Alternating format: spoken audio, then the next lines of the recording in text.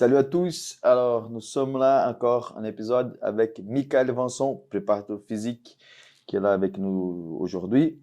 Donc, je suis sûr que ça va être très, très constructif. On va bien profiter. Alors, je vais pas prendre sa place. Je vais laisser se présenter. Merci, Michael, d'avoir accepté. Merci Anderson pour ton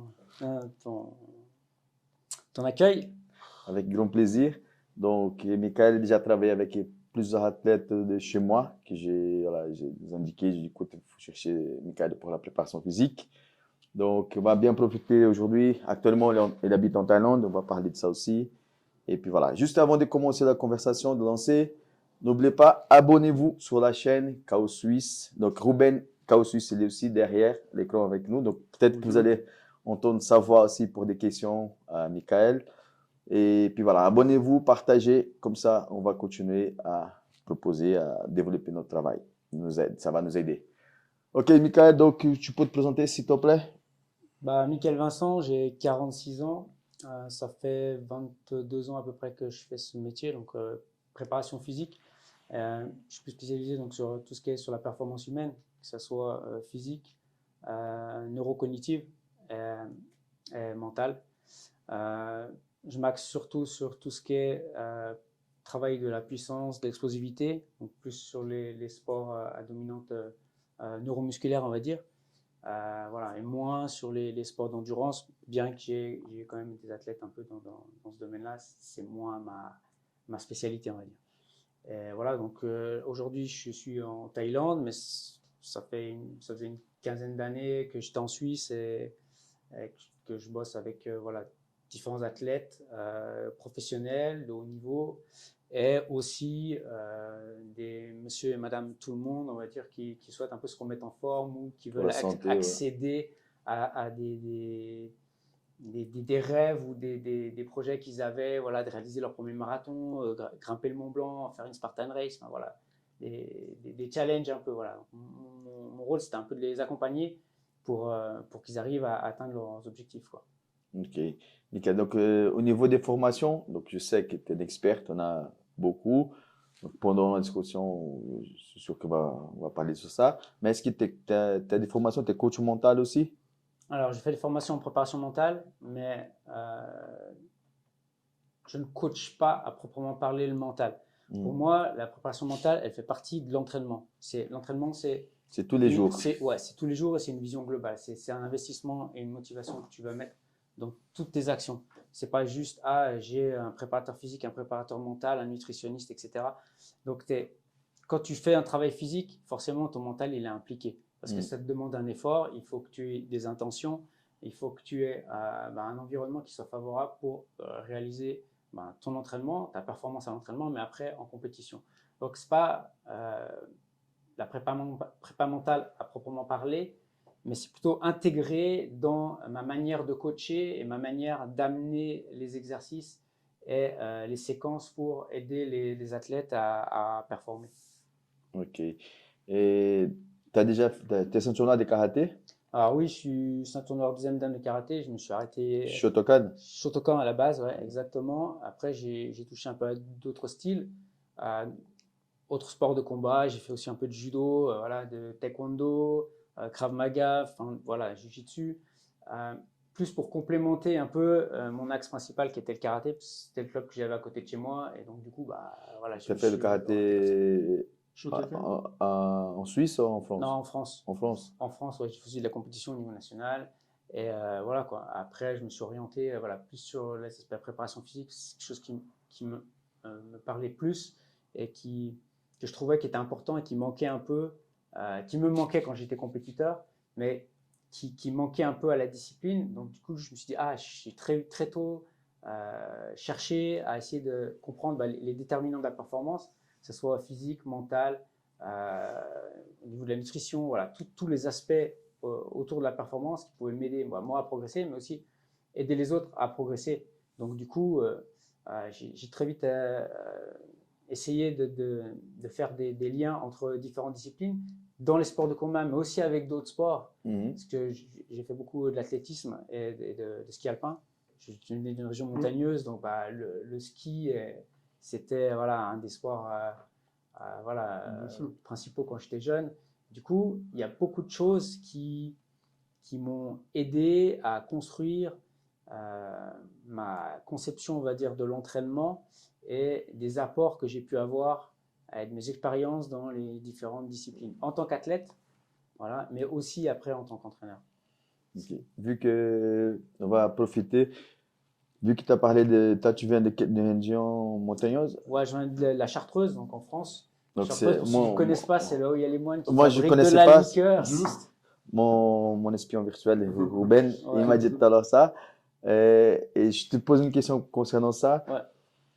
Donc ça te motivé, je pense, côté sportif, parce que moi j'ai des clubs affiliés dans mon réseau, Icon, à Aberville en France et en Valais aussi en Suisse, et je remarque qu'ils ont une condition physique naturelle déjà un petit peu plus avancée, on va dire, et que les autres. Donc, comme tu viens d'une région comme ça, peut-être ça aussi ça te... Clairement, ça m'a beaucoup aidé. Parce que tu es dans la montagne. Nous, on était un petit village, il n'y avait pas grand-chose. Donc, on jouait au foot avec les copains, au tennis. L'hiver, on faisait du ski.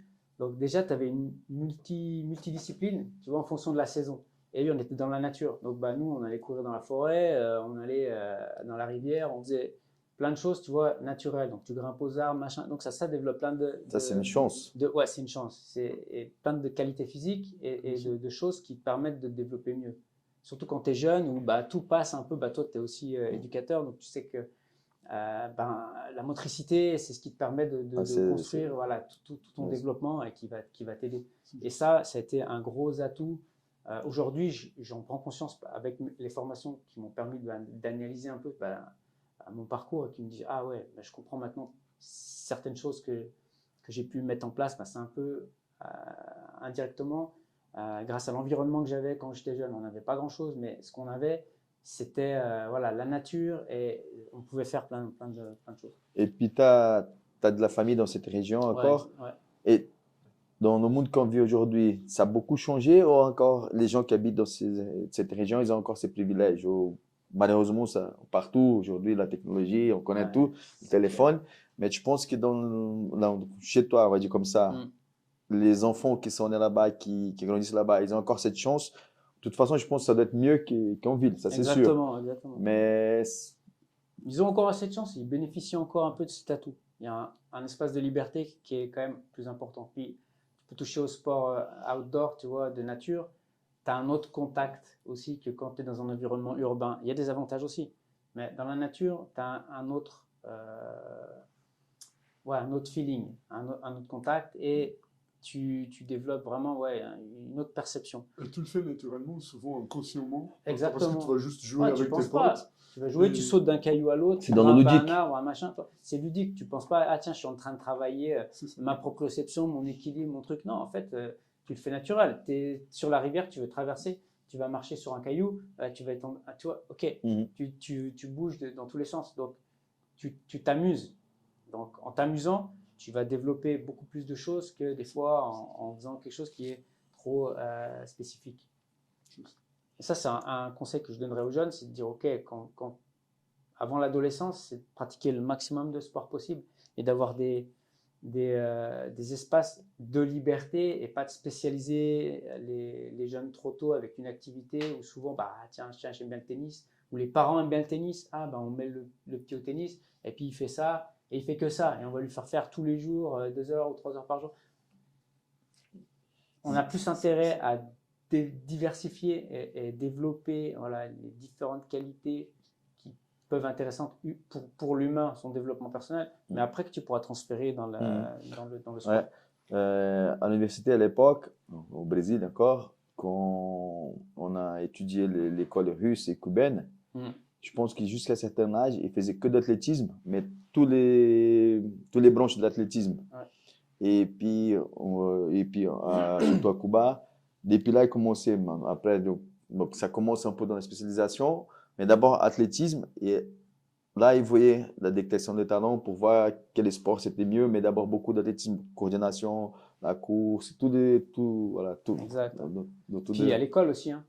Je veux dire, les sports à l'école, il a beaucoup évolué. Moi, déjà, quand j'étais plus jeune, on est à peu près de la même génération. Même si au Brésil, c'était peut-être un peu différent, mais je pense qu'il y avait beaucoup plus de pratiques physiques. et avant encore plus, Ah non, non, et que ça a beaucoup changé. Aujourd'hui, il y en a beaucoup moins, il y a ah moins de ouais, sollicitations. ouais, de plus en plus, ils vont l'enlever encore. C'est vraiment dommage. Au Brésil, donc on avait la matière, ça s'appelait éducation physique, Mhm. et c'était minimum 2, 3 fois par semaine. Ouais, ouais. Et avec un programme qui, à la fin de semestre, on avait un tournoi, tu vois. Et ça faisait partie de la vie de l'école. Mhm. C'était quelque chose d'important. C'était pas que pour les notes, tu vois. Après, les écoles au Brésil, c'est beaucoup plus de monde qu'ici. Donc, il y avait un tournoi, je sais pas, la première partie de l'année, c'était le basket. Donc, toutes les classes se préparaient pour ça. Donc, c'était quelque chose vraiment. Je sais pas aujourd'hui s'ils ont, peut-être ils ont malheureusement commencé à enlever aussi. Mais ça, c'est dommage. C'est la psychomotricité, c'est le travail, c'est la base pour les enfants, pour les Exactement. jeunes. Pour Voilà. ta vie personnelle et après pour le sport, voilà, pour ceux qui veulent aller plus loin, Là, tu je- vois la En différence. parlant de ça, j'ai discuté ça fait pas longtemps avec un prof de judo qui travaille avec moi. Et j'ai remarqué deux choses que j'ai beaucoup remarqué, c'est beaucoup plus difficile aujourd'hui pour apprendre aux enfants la chute avant du judo. Mm. Ah, juste pour la coordination, il faut mettre les mains comme ça, il faut rouler. Avant, c'était presque naturel. Ouais. Et aujourd'hui, je vois beaucoup de petits qui ont des difficultés Mm. parce qu'ils n'ont pas assez vécu. Et des fois aussi, quand je fais des exercices, il faut faire les animaux, il faut traverser le tatami, on fait le chien. Et surtout quand ils font le crocodile, ça, c'est chaud. Ils bougent, et ils n'arrivent pas à coordonner, ils font que le même côté, le bras et les jambes. Exactement. Et des fois, je rigole avec eux, je dis, c'est pas un crocodile handicapé, vas-y, il faut bouger.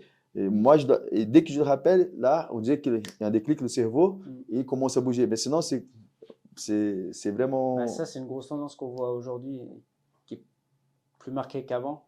C'est qu'au niveau de l'intégration des réflexes primaires, des réflexes archaïques, bah, chez les jeunes, chez certains adultes encore aujourd'hui, mais chez les jeunes, il y en a beaucoup qui ont un retard ou une immaturité au niveau du développement des réflexes archaïques par rapport au développement normal de l'être humain. Il est programmé normalement de 0 à 7 ans, même dans la vie intra-utérine, tu as déjà certains réflexes qui sont mis en place.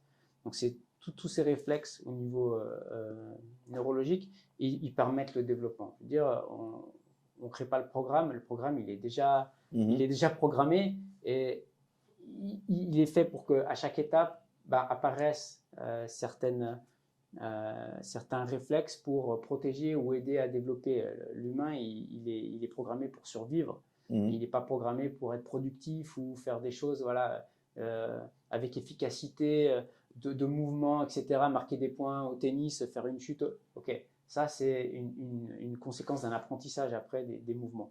Mais à la base, la motricité de base humaine, elle est déjà inscrite dans le patrimoine génétique, on va dire.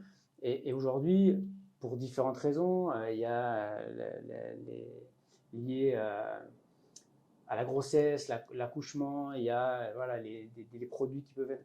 Il y a plein de choses, les traumatismes qui peuvent être présents voilà, à la naissance ou après, pendant l'enfance ou plus tard. Enfin, il y a beaucoup de facteurs qui viennent influencer ça. Et du coup, le résultat, c'est qu'aujourd'hui, tu es confronté de plus en plus, je trouve, à des personnes qui sont en immaturité motrice, on va dire, voilà, ou des mouvements qui semblent de base, en fait, ne sont pas intégrés, et du coup, c'est plus difficile pour la compréhension et pour faire progresser des fois certaines personnes. Donc, d'avoir un apport, tu vois, de différents domaines, notamment aujourd'hui avec les neurosciences, et permettre de mieux comprendre comment l'humain il fonctionne et comment il interagit avec l'environnement et comment la sphère motrice, émotionnelle, psychologique, cognitive, elle est en lien avec ses réflexes et le développement global. Ouais, mais, voilà. Là, j'ai 47 ans, donc j'ai déjà vu quelques générations sur le tatami. Et franchement, ça me fait mal au cœur. C'est triste, tu vois. Quand c'est des adultes aussi, souvent j'utilise un exercice en portugais, on dit polichinelo, sur des burpees. Et puis, les adultes qui arrivent, ils n'arrivent pas à faire. Dans ma tête, mais ça me fait moins mal. C'est triste aussi, mais quand je vois les enfants, ça, je dis, voilà. Mais bon, c'est le monde qu'on vit. Et heureusement qu'il y a encore des professionnels comme toi pour essayer d'aider moi aussi avec les enfants au travail qu'on fait 2 jours. Tu peux nous parler un peu de tes formations, Michael, s'il te plaît? Ouais, bien sûr. Alors, Je sais qu'il y en a beaucoup, il peut-être y en qu'on a va beaucoup, passer non, on va pas tout tout le faire. Mais podcast là. juste pour résumer un peu, bah, moi je viens de la filière STAPS en France, donc professeur d'éducation physique. Et après, je me suis orienté sur un diplôme de préparation physique sur le haut niveau, un niveau master, et tout ce qui est évaluation et développement des qualités physiques. Après, ben, quant à ça, ça ne veut pas dire que tu es préparateur physique, ça ne veut pas dire que voilà, ça y est, tu connais tout.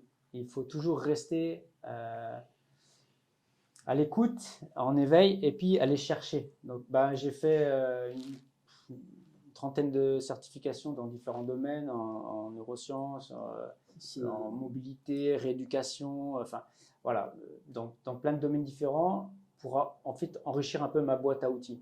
Et comment je vois les choses, c'est que l'entraîneur, l'enseignant, le coach, il est confronté à des problématiques.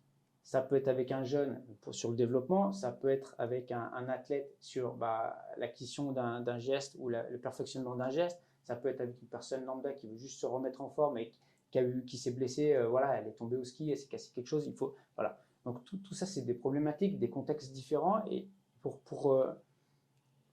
résoudre tous ces problèmes, tu as besoin d'outils. Okay, donc tu vas tirer dans ta boîte à outils ce que tu as besoin à un moment donné. C'est qu'il y a plein de voies et de manières différentes d'aborder les choses. Bah, étonne-toi, on affectionnait de méthode Kaizen, pardon. Est-ce que tu continues de faire des formations à long terme? Enfin, Je continue toutes les ça années. continue, toutes les années, je fais des formations continues. Pour moi, pour enrichir mes connaissances que j'aime bien apprendre. Et ça, c'est une passion aussi, c'est de dire, ok, c'est clair. Comme on disait, on parlait avant de la passion. Moi, j'ai quelque chose que j'aime bien, c'est que c'est notre passion qui guide nos actions. Okay, c'est à partir de là que tu vas commencer à nourrir quelque chose. Ça ne devient pas une obligation. Exactement. Te nourrir toi. Ça, c'est la meilleure chose. C'est notre évolution, c'est de dire, ok, j'ai appris des choses à un moment donné, des choses plus ou moins justes. Il y a des choses qui ont évolué, d'autres pas.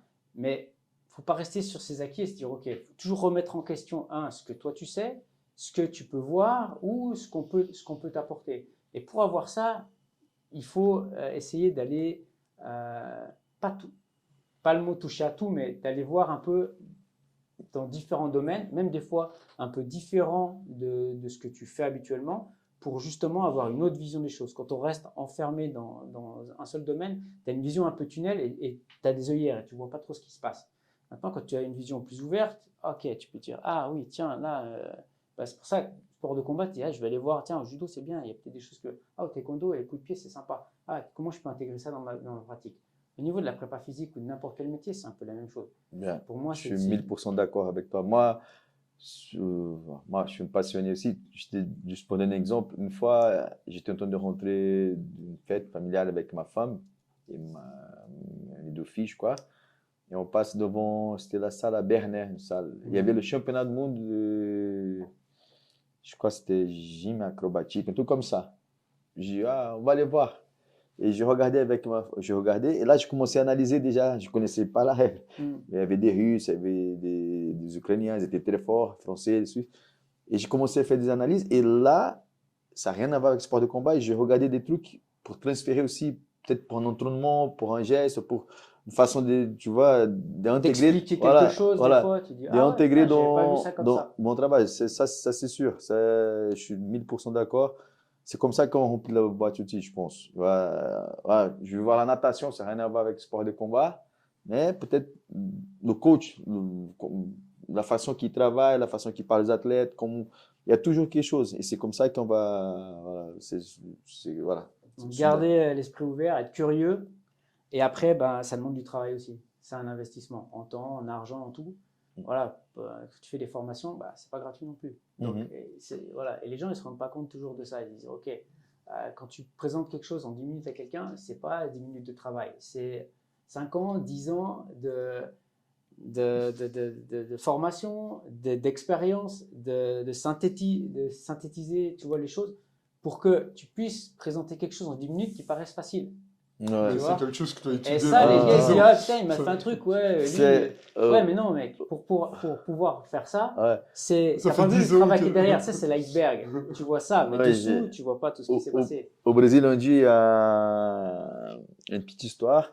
C'est un gars il devait faire une petite réparation sur sa voiture. Et puis il a regardé un premier garagiste. Le gars, il essayait de faire le truc. Il a payé, je sais pas, on va dire comme ça, 500 balles. Mais ça n'a pas trop bien marché. Après, il est venu un autre garagiste, 700 balles, ça n'a pas marché.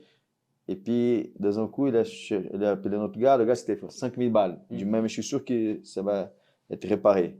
Le gars dit, OK, je paye 5000 balles. Il vient, il fait un tout. Pouf, il touche une fois. Mm. Le gars, punaise, mais 10 secondes pour 5000 balles. 10 secondes, c'est pour savoir. 10 secondes, mais des années de préparation d'études Pour le faire pour autrement. savoir où je devais toucher. Exactement. Tu vois, ça, c'est comme ça. Et ça, tu vois, il y a des trucs qui a l'air simples et tout. Mais les gars qui analysent pas un petit peu, ils se rendent pas compte, tu vois. Par contre, il y en a qui se rendent compte. Et là, ça fait plaisir quand tu vois, tu as des athlètes ou des clients X ou Y qui sont là, qui voient la différence et qui se rendent compte, en fait, de l'apport que tu peux avoir par rapport à un autre, juste des fois pour une petite chose, un petit détail. Mais c'est le détail qui peut faire changer les choses. Le détail fait la différence. Exactement. Et de dire, OK, là, je vois la canette, je vois juste un bout du dessin, tu vois. Et si je reste là, ben, mon champ de connaissances, Ta mon perspective, univers, il reste concentré sur ça. D'apprendre à se déplacer ou à bouger ton objet, tu vois le truc différent. Ah, OK, c'est plus la même perspective. Et ça, c'est vachement important. Parce que si tu restes trop dans ton domaine et que tu, bah, soit vas pas discuter avec d'autres, soit tu vas pas chercher aussi d'autres choses, bah, c'est limité. Tu peux être très bon à regarder, ok, je vois la canette comme ça, et ben c'est comme ça. Non, bah, peut-être que la réalité, elle est un peu différente dès que tu changes un peu de perspective. D'accord. Et donc, se remettre en question, c'est vachement important. Et de pas. Voilà. Et les formations, la lecture, n'importe quoi, les échanges avec les gens, d'aller sur le terrain, c'est important. Aujourd'hui, avec Internet, YouTube, Instagram, tout ça, des nouvelles générations, on va dire, de coach ou n'importe quoi, le gars, il voit un exercice, il reproduit l'exercice, et voilà, tu as beaucoup de perroquets sur Internet. Des mecs où ils ont appris un truc un week-end, une formation, mais en fait, ils n'ont rien compris à cette formation-là. Tu vois, parce qu'ils n'ont pas le recul ou la connaissance pour pouvoir se servir de ce nouvel outil. Puis ils vont dire, ah, ça c'est nul. Parce qu'il y en a un qui a dit ça c'est nul, mais ils n'ont pas compris qu'est-ce que c'est. C'est un peu comme le permis de conduire. C'est pas Exactement. parce que tu as le permis de conduire Et puis que des tu fois, conduis bien. tu vas faire un truc, tu vas pas de tout te servir. Tu vois, comme on disait, il y a peut-être un petit truc qui va te permettre de toi résoudre ton problème. Tu vois, sur le terrain, tu as des athlètes, tu as des trucs, tu te dis, putain, celui-là, je comprends pas. Tu disais, il y en a, ils n'arrivent pas à faire ça. Et tu as celui qui dit, ok, je m'en fous, je le laisse de côté, puis je m'occupe de celui qui sait bien faire. Puis tu as l'autre qui se dit, ok, bah, je m'occupe de celui qui sait bien faire, je vais le faire progresser encore, mais lui, ah, je suis un peu en échec, j'aime pas.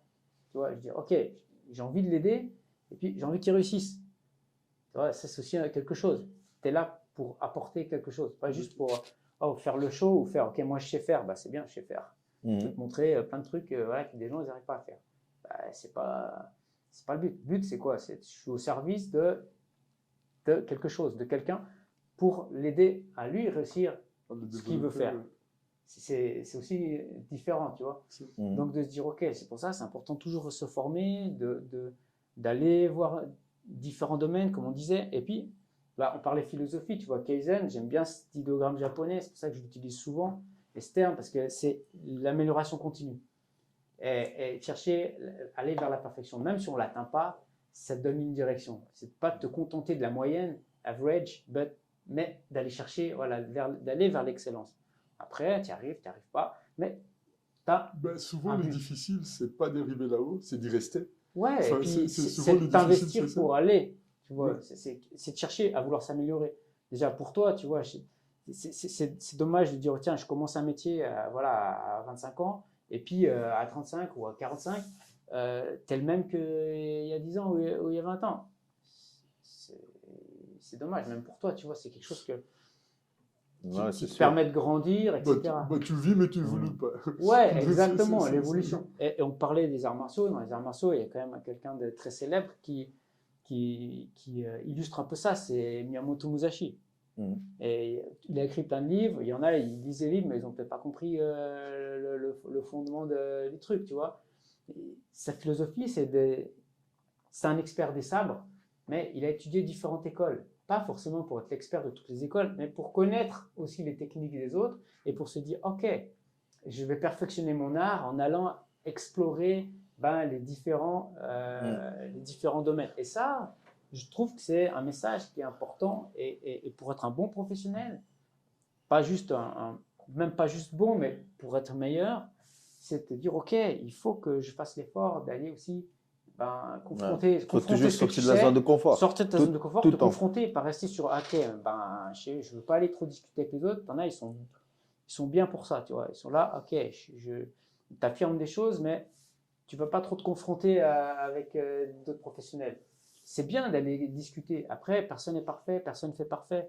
C'est pas grave, mais il faut accepter de dire des fois, Ah, c'est sûr. OK, il y a des trucs que tu sais, des trucs que tu ne sais pas, tu vas voir quelqu'un qui sait. Voilà. Ouais, c'est ça, souvent, je dis, un autre jour même, j'ai un élève JB, il est venu avec une question, j'écoute, c'est pas du tout mon jeu ça, Ouais. c'est pas mon spécialité, mais t'en viens là, j'ai filmé ma position et j'ai envoyé un ami à moi, ça tournoi, écoute, qu'est-ce que tu fais donc c'est comme ça, et même quand j'ai commencé à donner des cours, je disais toujours à mes élèves, si je connais pas la solution, je suis pas le patron de la vérité, je vais chercher. Je vais demander à mon professeur s'il ne connaît pas, on va trouver une solution. Mais il faut avoir ses côtés. Sinon, Parce que tu veux aider la personne de la meilleure manière possible. Ça, c'est le facteur principal. Ça, c'est intéressant parce que ça fait maintenant 2 ans que j'ai commencé à travailler avec la self-défense. C'est quelque chose que j'ai toujours, j'écoute, c'est pas encore, j'ai toujours hésité. Mais je me suis dit, maintenant je vais me lancer et je cherchais des personnes. Donc, je travaille avec un ami qui est aux États-Unis. C'est un championnat de judo. C'est un gars qui était à la lutte aussi, qui a fait le championnat panaméricain. Il était presque aux Jeux Olympiques. Il a fait de MMA. C'était le coach de Crocop. Il a habité chez Crocop en Croatie. Il est venu déjà deux fois chez nous pour faire un travail avec la police. Ils sont allés aussi au Valais. Et puis, lui, il est passé 7 ans. Il est allé 2-3 semaines en Israël. Il a fait de Krav Maga avec les forces spéciaux là-bas. Et puis, je discute beaucoup avec lui, on change des vidéos. Et puis, à chaque fois, il dit, écoute, Anderson, il faut prendre déjà les choses que tu sais bien faire, que tu domines bien, il va voir tout. Et là, tu vas commencer à créer ta méthodologie. Tu vois, là, au mois de février, au Shimbudo, on a des cours de Hapkido. Et un gros maître qui va venir faire un stage pour les forces d'ordre. Moi, je participe. J'ai un groupe aussi qui travaille avec moi pour les forces d'ordre. Écoute, ceux qui veulent venir, venez. Ouais, et c'est comme ça. Et après, tu commences à voir, OK, ça peut rentrer dans ma vision de travail, ça non, mais comme ça, tu commences à adapter les choses et créer quelque chose. Mais c'est pas restant enfermé que tu vas avancer, ça c'est sûr. Il faut échanger. Bien, c'est voilà, faut créer des ponts, pas des murs. Ça, je Voilà. te rejoins tellement. Donc, c'est tout le problème des gens. Tu vois, ils se sentent soit agressés ou ils ont peur d'être mis en défaut et tout. Non, on s'en fout. Je veux dire, on est là pour échanger, partager. Et puis, voilà, des fois, tu fais les choses bien, des fois, on fait les choses moins bien. Quand tu sais pas, tu demandes à quelqu'un d'autre. Voilà. Moi, il y a des choses même que je sais faire, mais que j'aime pas, où je me sens moins compétent. La nutrition, ok, souvent j'ai des demandes, tu vois, sur la nutrition et tout, c'est un domaine très particulier, je le fais pas. Je dis ok, ça c'est, voilà. S'il y a des aspects sur la préparation, comme on disait, mentale, psychologique ou autre, je renvoie vers quelqu'un qui fait que ça, qui est spécialisé sur ça. Mais pour avoir faut avoir une conscience par rapport à ça. Ouais, je donne un exemple. Donc moi, on a un peu la même philosophie. Moi, j'ai eu la chance de choisir ma passion pour vivre. Donc, c'est mon travail. Et puis, une fois, j'ai donné un cours privé à un gars, il m'avait appelé. Et puis, on s'est mal compris. Je pensais que c'était un cours de MMA. Et lui, il a cru que c'était un cours de boxe thaï. Et je commençais à faire l'échauffement, et tout. Et puis, quand je commence à travailler un peu le sol, là, lui commence à mélanger le cours. Il m'a dit, ah non, non, non, je suis venu que pour la partie frappe, tout. J'écoute. Par rapport au niveau qu'il avait, je pouvais faire le cours. Ouais. Mais je me suis dit, écoute, non, on fait comme ça. Je te laisse faire un peu de sac, si tu veux, je tire un peu de pao, mais tu n'as même pas besoin de payer. À la fin, tu rentres, c'est bon, je t'envoie le numéro des spécialistes, la boxe tac, je travaille ici à Genève, kickboxing, et comme ça, tu prends des cours avec eux. Je suis désolé, on se dit, ah non, non, pas de souci, ils voulaient me payer, je dis non, je ne veux pas. J'ai même pas vu l'argent, j'écoute, tu vois, c'est ça le truc. Comme tu as dit, si tu pourrais travailler aussi un peu la nutrition, mais c'est pas vraiment tout que tu passes à quelqu'un d'autre, tu vois. Ça, c'est important aussi, je pense. Mais il faut avoir cette conscience Bah, aussi. voilà. Et pour ça, il faut avoir déjà une certaine connaissance. C'est pour pas, tu as juste un truc, voilà, ok, j'ai fait une petite formation en nutrition, ok, ça y est, je connais la nutrition. Non, il y a des gens, ils passent des Je années pense à que faire c'est... ça, c'est pas en 2 semaines que tu vois. Mhm. C'est pour ça qu'aujourd'hui, tu vois, et c'est important d'aller voir voilà, large et puis dire, ok, j'ai mon domaine de compétences, ok, moi, la biomécanique, je connais bien, la neuro, je me débrouille pas mal. Ok, quand il y a des choses qui sont trop problématiques, qui demandent des correctifs plus importants, bah, je renvoie vers quelqu'un qui est encore plus spécialisé que moi sur ces aspects-là. Je trouve que c'est très... Et les autres me renvoient vers moi quand il y a besoin Mhm. par rapport à des aspects que moi je connais mieux. Bah, personnellement, je trouve que c'est la bonne approche et puis ça, c'est déontologique, c'est correct. Déjà, Enfin, c'est honnête. et puis, Ouais, ouais, c'est ça, c'est honnête, ça. Voilà, c'est honnête. Je dis, il faut avoir cette confiance, mais plutôt, c'est le mot plus correct. C'est aussi Ouais, c'est l'honnêteté. très Il y en a, ils veulent tout non, faire non, pour gagner 10 balles de plus. Ok, ouais, bah, c'est déontologique. ouais. Bah, tu n'es pas chirurgien, bah, t'envoies au chirurgien. Enfin, Sûrement, on va rentrer dans ces sujets après, par rapport à ça, mais ton premier athlète du sport des combats à Genève, c'était Igor? À Genève, ouais. À Genève, c'était Igor. Ok. Donc, Igor, si tu peut-être peux, vous avez interviewé il y a quelques temps, qui est donc, si tu peux nous parler un peu comment tu as commencé, comment tu as démarré ce travail à Genève plutôt, peut-être en Suisse. à l'époque, je bossais pour les HUG à Crécy, au Centre olympique, Mhm. et c'était le département de traumatologie du sport. Donc là, ben, j'ai vu passer pas mal de sportifs aussi. Je travaillais avec Xavier Joly, qui était le physio en chef de, de, de l'unité là, qui a bossé avec Schumacher, avec différents trucs. Donc voilà, il y avait pas mal de skieurs, voilà, tennis, enfin, voilà, plein de grands sportifs, footballeurs, machin. Et Igor est venu pour demander des conseils à Xavier, tout ça. Et puis, comme moi, je bossais là-bas avec eux, il s'est dit, ah, lui, sport de combat, bah, il m'a présenté. On a discuté un peu, on a fait. Et c'est là que j'ai commencé avec lui. Et après, quand j'ai quitté les HUG pour bosser en tête privée, j'ai continué avec lui. Et c'était mon premier athlète sport de combat à Genève. Et après, il y a eu Ilke, voilà, Mais tu plein sais d'autres pourquoi. gars. Igor, bon, après, c'est un personnage, il a une histoire incroyable. C'est un gars qui a un gros cœur, qui est super motivé. Enfin, j'ai eu énormément de plaisir et de respect de travailler avec lui. Et franchement, c'était. Tu sais, alors, c'est pour ça que je voulais faire ces liens.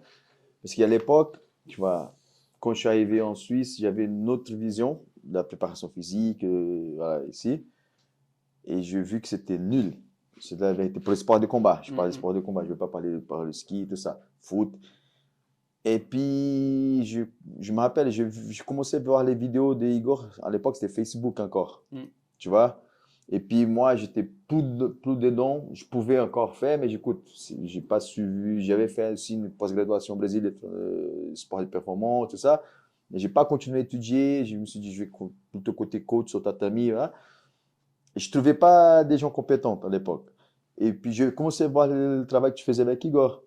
Et à l'époque, c'est moi qui dis, que je ne te connaissais pas, je cherche ces préparateurs physiques parce que je pense que je ne vois pas d'autres ici à l'époque. Et puis, donc c'est comme ça que j'ai vu. Et là, quand tu parlais on était tout à l'heure, donc on a parlé de ça. Je voyais beaucoup, on va dire comme ça, le mot de charlatan, on va dire comme ça. Je parle encore une fois pour des sports, des combats. Tu vois, malheureusement, les gens, même malgré toutes les informations qu'on a aujourd'hui, il y a toujours, ah, j'ai bien respiré, ouais, j'ai fait l'entraînement dur, mais tu oublies toutes les études qui sont derrière. Et puis, c'est comme ça que j'ai dit, va chercher lui, parce que je pense que c'est un bon coach. Aujourd'hui, je ne vais pas dire qu'il y a moins de charlatans, on va dire comme ça, mais il y a plus de compétents aujourd'hui. Ouais, Tu vois, avec le temps, ça s'enrichit. j'ai des cas même qu'il y a des gars qui sont partis chez moi, des élèves, qui donnaient des cours privés de préparation physique et qui avaient zéro diplôme, qui avaient rien. D'autres qui ont même marqué sur le CV, bachelor en sciences du sport au Brésil, des trucs de fous. Tu vois? Après, ça a commencé à changer. Je vois encore des gens qui travaillent comme ça, malheureusement, Mais aujourd'hui, ça équilibre un peu plus parce qu'il y a des gens compétents Ouais, il y a qui sont, plus de gens, il y a plus de gens compétents. sûr. En qui tout sont cas, arrivés. dans certains domaines. Tu vois, mais donc voilà, c'est comme ça que j'ai connu ton travail, tu vois. C'était avec Igor, après j'ai le d'aller aussi, il a commencé, et c'est là qu'on a commencé à travailler. Donc après, tu as eu Tico, Lavo, enfin, après, il y a eu plein de gars de... ouais, ailleurs, Et après, bon, à l'étranger aussi. et toi, tu as fait que des gars en Suisse, des combattants, tu as fait que à Non, Genève ou tu as fait non, non, aussi... j'en ai fait, bah, j'en avais en France, j'en ai eu après à l'étranger aussi. Mais Mais en Suisse, c'était quoi à Genève? ouais, oui, oui, Suisse, ouais, que à Genève. Et aujourd'hui, donc il y a le petit jeune qui est chez moi, qui fait Ouais. chez toi. Est-ce qu'il y a encore des combattants genevois qui font la préparation physique avec toi? Euh, Que ouais, il y en a, tu il les y en a. accompagnes Ouais, encore? ouais, il y en a encore qui sont chez Ikea. Il y en a deux. Il y en a deux. Après, il y en a, on va dire, ils sont à moitié à la police. Enfin, pas à moitié. Ils sont à la police. On a une préparation qui est plus orientée sur la police, Mhm. sur les aspects tactiques, mais qui font aussi du jiu-jitsu, mais qui sont plus compétiteurs de jiu-jitsu. Et donc voilà, mais on va dire, si je mixe les deux, qui sont un peu sur les deux, ouais, il y en a 5-6. Ok. 5-6 Et qui puis, continuent. Ouais. je sais que tu fais aussi donc, des préparations pour la police. Des fois, c'est pour les gens qui font des tests. Donc, tu peux nous parler un peu plus, développer un peu plus sur ce sujet? Ouais. Alors ça vient un peu un peu de mon histoire perso aussi. J'ai été pompier volontaire pendant 7 ans, de 18 à 25 ans, donc en parallèle un peu de mes études. Et là, tu es confronté à différentes situations d'urgence, de stress. Euh, il faut réagir vite, bien. Il faut passer d'une situation où tu es dans le calme à le chaos et puis essayer de manager tout ça. Et après, il faut que tu reviennes à une situation normale. Donc, il y a des aspects psychologiques qui sont très importants, au-delà des aspects juste physiques, d'être fort, endurant, etc. Blablabla. Les horaires, le matériel, voilà, les contraintes. Bah, donc, quand j'étais à cette période, bah, forcément, oui, ça te fait réfléchir, tu vois. À l'époque, je n'étais pas encore certifié comme aujourd'hui, tout ça, donc je n'avais pas le même regard. Mais je me rendais compte qu'il y avait des trucs qui étaient un peu compliqués, tu vois.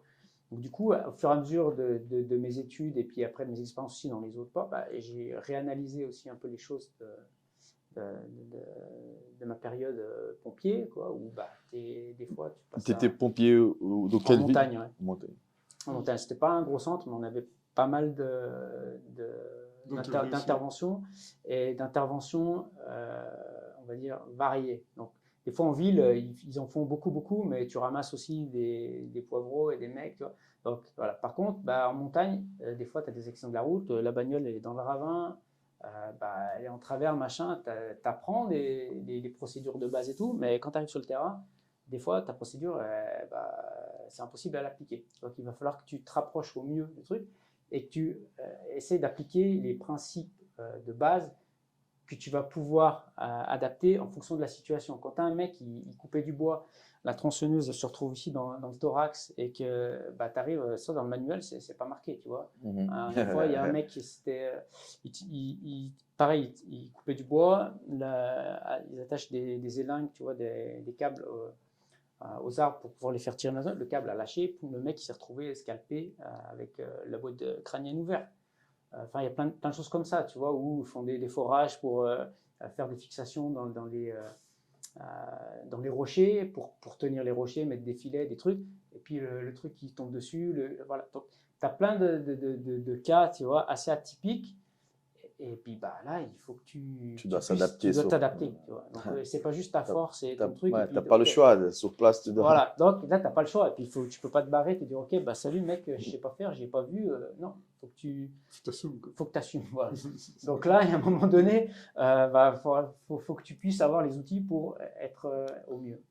Donc bah, ça a été le premier paramètre. Après, j'avais des potes qui préparaient des concours à l'époque quand j'étais plus jeune pour les forces spéciales en France, les commandos marines. Du coup, j'ai aidé des amis préparer le concours et tout ça. Ça a commencé un peu comme ça. J'aimais bien un peu le domaine, tout ça. Donc, de plus en plus, j'ai réfléchi un peu à tout ça et j'ai commencé à mettre en place une structure d'entraînement qui puisse répondre aux besoins des professionnels de l'urgence, donc tactique, que ce soit pompiers, urgence ou police, armée, etc. Et puis après, quand je suis venu à Genève, etc., il y en a qui préparaient le concours pour le GI, etc. Je les ai préparés, ça s'est bien passé, plutôt très bien. Il y en a qui continuent à bosser avec moi. Et après, j'ai eu plein de demandes du fait des résultats et puis des contraintes qui sont liées à leur travail et de la méthodologie que j'ai mis en place, ça se prête plutôt bien à leurs objectifs. Donc voilà, quand on pense toujours aux aspects conditions physiques, mais l'aspect récupération et l'aspect prévention, elle est souvent négligée dans ces métiers parce qu'on te pousse à l'extrême pour faire de la sélection. Par contre, on cherche moins à construire. On construit une fois que les gars ils ont été sélectionnés. Alors, ça veut dire que des fois, tu passes à côté de personnes qui peuvent être potentiellement meilleures, pas parce qu'ils ont craqué mentalement, mais parce qu'il y a eu une blessure durant les tests ou autre, qui a été soit du fait de l'épreuve, mais aussi du manque de préparation de la personne. Du coup, quand tu prends ça en compte dans ta préparation, ton contexte, il est adapté ton contexte d'entraînement, il va être adapté à ce que tu vas retrouver dans le job. Et moi, ce que j'essaie de faire prendre conscience aux gens, que ce soit pour les aspects athlètes, sport, comme pour les aspects professionnels, tactiques, c'est de dire, ok, c'est quoi ton but? On va construire la préparation physique en fonction de ton but. C'est l'entraînement. C'est entraîner ton corps, ton mental, voilà, toutes tes qualités physiques pour réaliser ce que tu as besoin. Tu as besoin, c'est pas forcément, oui, tu vas réussir le concours, mais c'est pas d'être bon aux épreuves du concours, c'est d'être bon dans ton job. C'est l'après, ouais. Voilà, c'est la suite. C'est la suite. Ça, si tu es bon pour ton job, le concours, ça sera une formalité, on va dire. Voilà. Sinon, c'est que tu n'es pas bon, tu n'es pas prêt, et voilà, dans ce cas-là, il faut faire autre chose. C'est comme à l'école, tu bosses pour la note ou tu bosses pour acquérir des connaissances. Donc voilà, quel est l'objectif? Voilà, le why. Pourquoi tu fais ça? C'est comme en prépa physique, te dire, ok, je fais de la prépa physique pour les sports de combat, mais pourquoi tu fais ça? Voilà. Est-ce que c'est juste pour soulever de la fonte et faire le concours d'ego à la salle en disant, ah ouais, moi j'ai soulevé 150, ah moi j'ai soulevé 160, ah moi j'ai soulevé 200? On s'en fout. Est-ce que tu vas soulever 200 dans la vie de tous les jours. Dans la vie de tous les jours et dans ton truc? Ok, est-ce que ça vaut le coup de passer du temps à gagner 5 kilos de plus, tu vois, à ton deadlift, plutôt que de chercher soit à déplacer plus vite ou à transférer ça au mieux passe du temps à faire du jiu-jitsu, à travailler ta tactique, à essayer de transférer, voilà, plutôt que de chercher à, ok, tu vas être athlétique, ok, super, mais c'est quoi? Tu veux être haltérophile ou tu veux être combattant? Je pense que c'était un combattant, je dirais pas vraiment un très bon combattant, mais c'était un combattant tout court, un combattant de base, on va dire. Normalement, ton corps, il va réagir à cela. Donc, à la base, tu es déjà préparé pour cela. Enfin, non? Ouais. Le truc, c'est de te dire, ok, chacun, on a déjà un patrimoine génétique de base, tu vois. Il y en a, ils sont forts naturellement, il y en a, ils sont plus rapides, il y en a, ils sont plus endurants, ok. Donc, c'est-à-dire, moi, ce que je fais en général, c'est tu ne vas pas appliquer forcément la même chose à tout le monde. C'est de dire, ok, quels sont les besoins de chacun? Ouais. C'est quoi ton profil? C'est quoi ce que tu veux réaliser?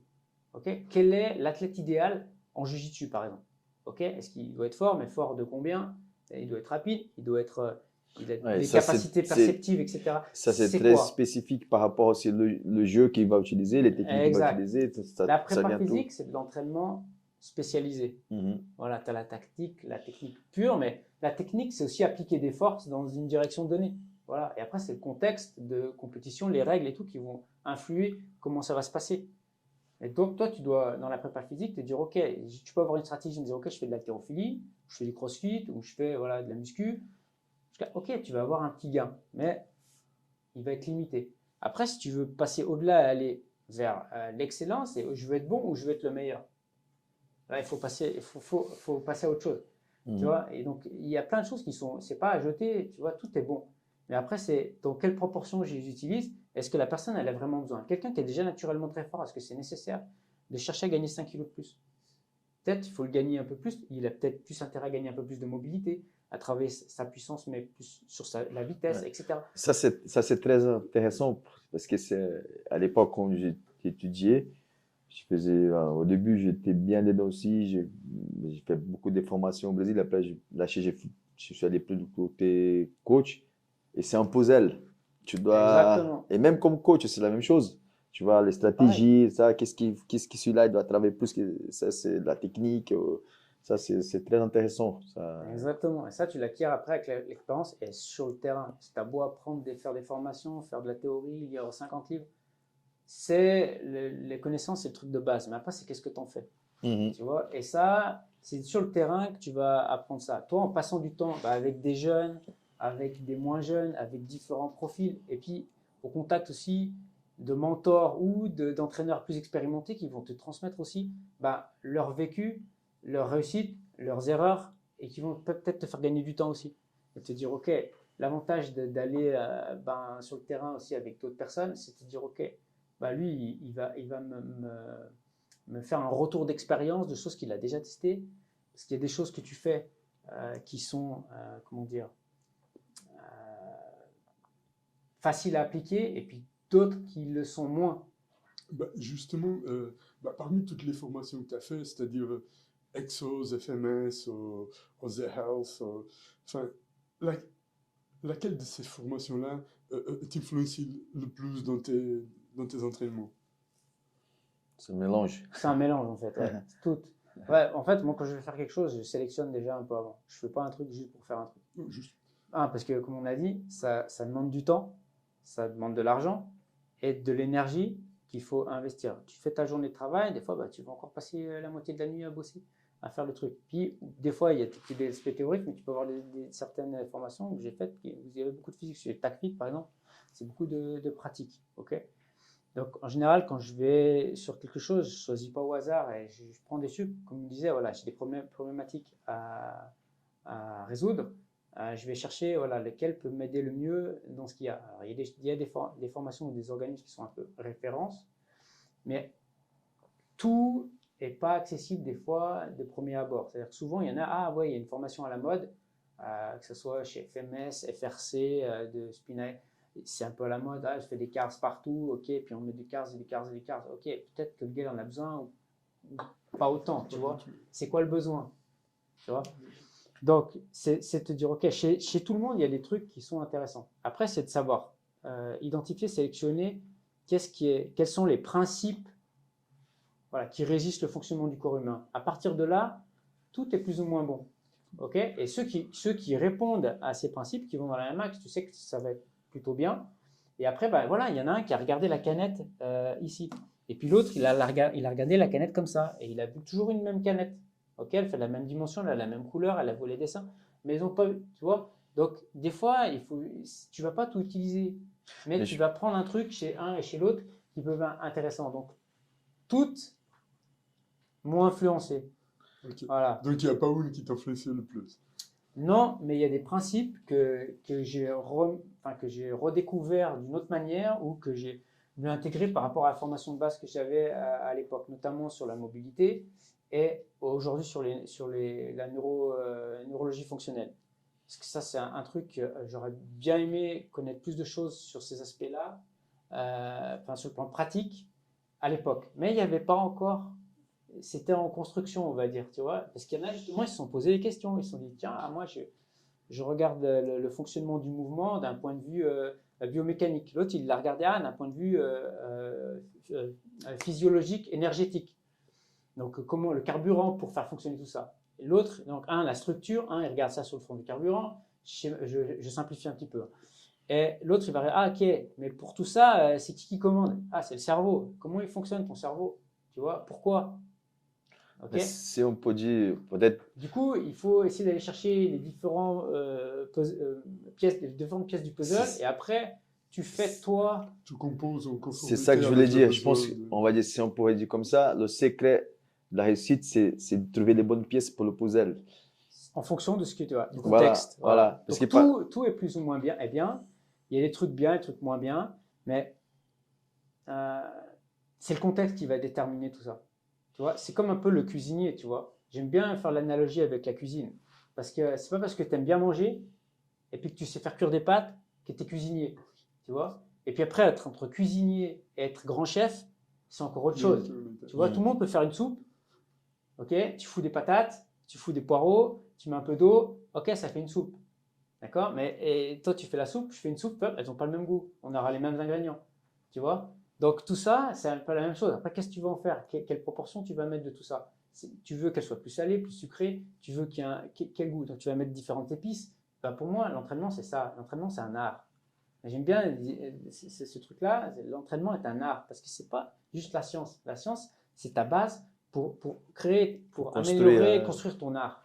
Tu vois? Et après, il y avait un des professeurs que j'ai eu qui s'appelle Alain Piron, qui est en intervention à Dijon. Alain Piron, c'est une légende de l'athlétisme, enfin de l'enseignement et de l'entraînement. C'est lui qui a conceptualisé plein de choses sur la pliométrie en France, etc.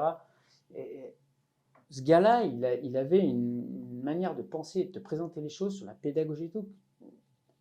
Personne d'autre n'avait la même comment dire, méthodologie. Ouais, pertinence, tu vois, enfin, voilà, analyse. Et lui, il disait, on entraîne avec ce qu'on est et pas seulement avec ce qu'on a appris, en gros, tu vois. Donc, c'est ta personnalité qui va faire que tes connaissances, ton expérience, ta culture, ton vécu. En Brésil, tu entraînes d'une manière, ici, on entraîne d'une manière, en Asie, ils entraînent d'une autre manière. Voilà, et tes connaissances, tu vas les intégrer et tu vas les retranscrire d'une certaine manière. Du coup, la manière dont tu transmets les choses, elle est aussi importante que la technique en elle-même. Tu vois, c'est te dire, ok, tout le monde sait faire un deadlift, ok, super. Tu es un bon coach parce que tu sais faire un deadlift, parce que tu fais 150 kg de deadlift. Non. Quels sont les déterminants de la performance pour ça? Mais comment tu peux le faire comprendre et l'intégrer à la personne que tu as en face de toi? L'exemple que tu as donné de la cuisine, je pense pour Et la cuisine, c'est...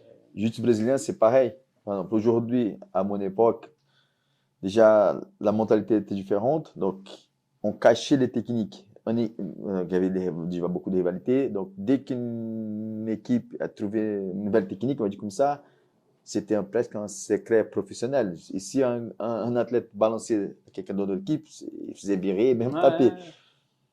Et on veut que pendant la compétition. Aujourd'hui, tu peux trouver toutes les techniques quand tu veux. Tu peux voir sur Instagram, tu peux acheter des programmes, tu peux faire. Tu vois. Mais il faut savoir pour qui et quand les appliquer. Exactement. Et c'est là qu'il fait la différence. Tout le monde, tu vois, tout le monde pour monter des vidéos, pour monter des techniques, tu peux trouver.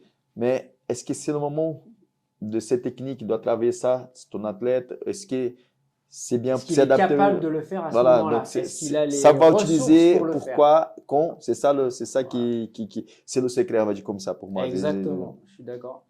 Je suis tout à fait d'accord. Le secret, c'est de savoir voilà, utiliser le bon exercice, le bon outil, la bonne consigne. Tu vois, en fonction de la personnalité de la personne aussi. Tu vois, il y a des gens, tu vas leur dire d'une manière, ça ne va pas passer. Puis tu vas leur dire différemment. Et voilà. Ça, c'est un art. C'est te dire, ok, voilà. Lui, je sais ce qui est l'idéal, le truc idéal ou le plan parfait. Tu vois. Est-ce que cette personne-là est capable de le faire? Non, des fois. Donc, il faut que tu passes par d'autres étapes. Donc, des fois, tu te dis, ok, je vais faire un truc qui n'est pas parfait, mais qui pour lui est le plus adapté par rapport à sa situation, son contexte aujourd'hui. Et dès que ça sera intégré, on pourra passer à d'autres choses.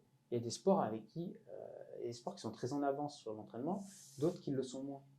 Bah, tu ne peux pas transférer le truc idéal dans un sport à un autre directement.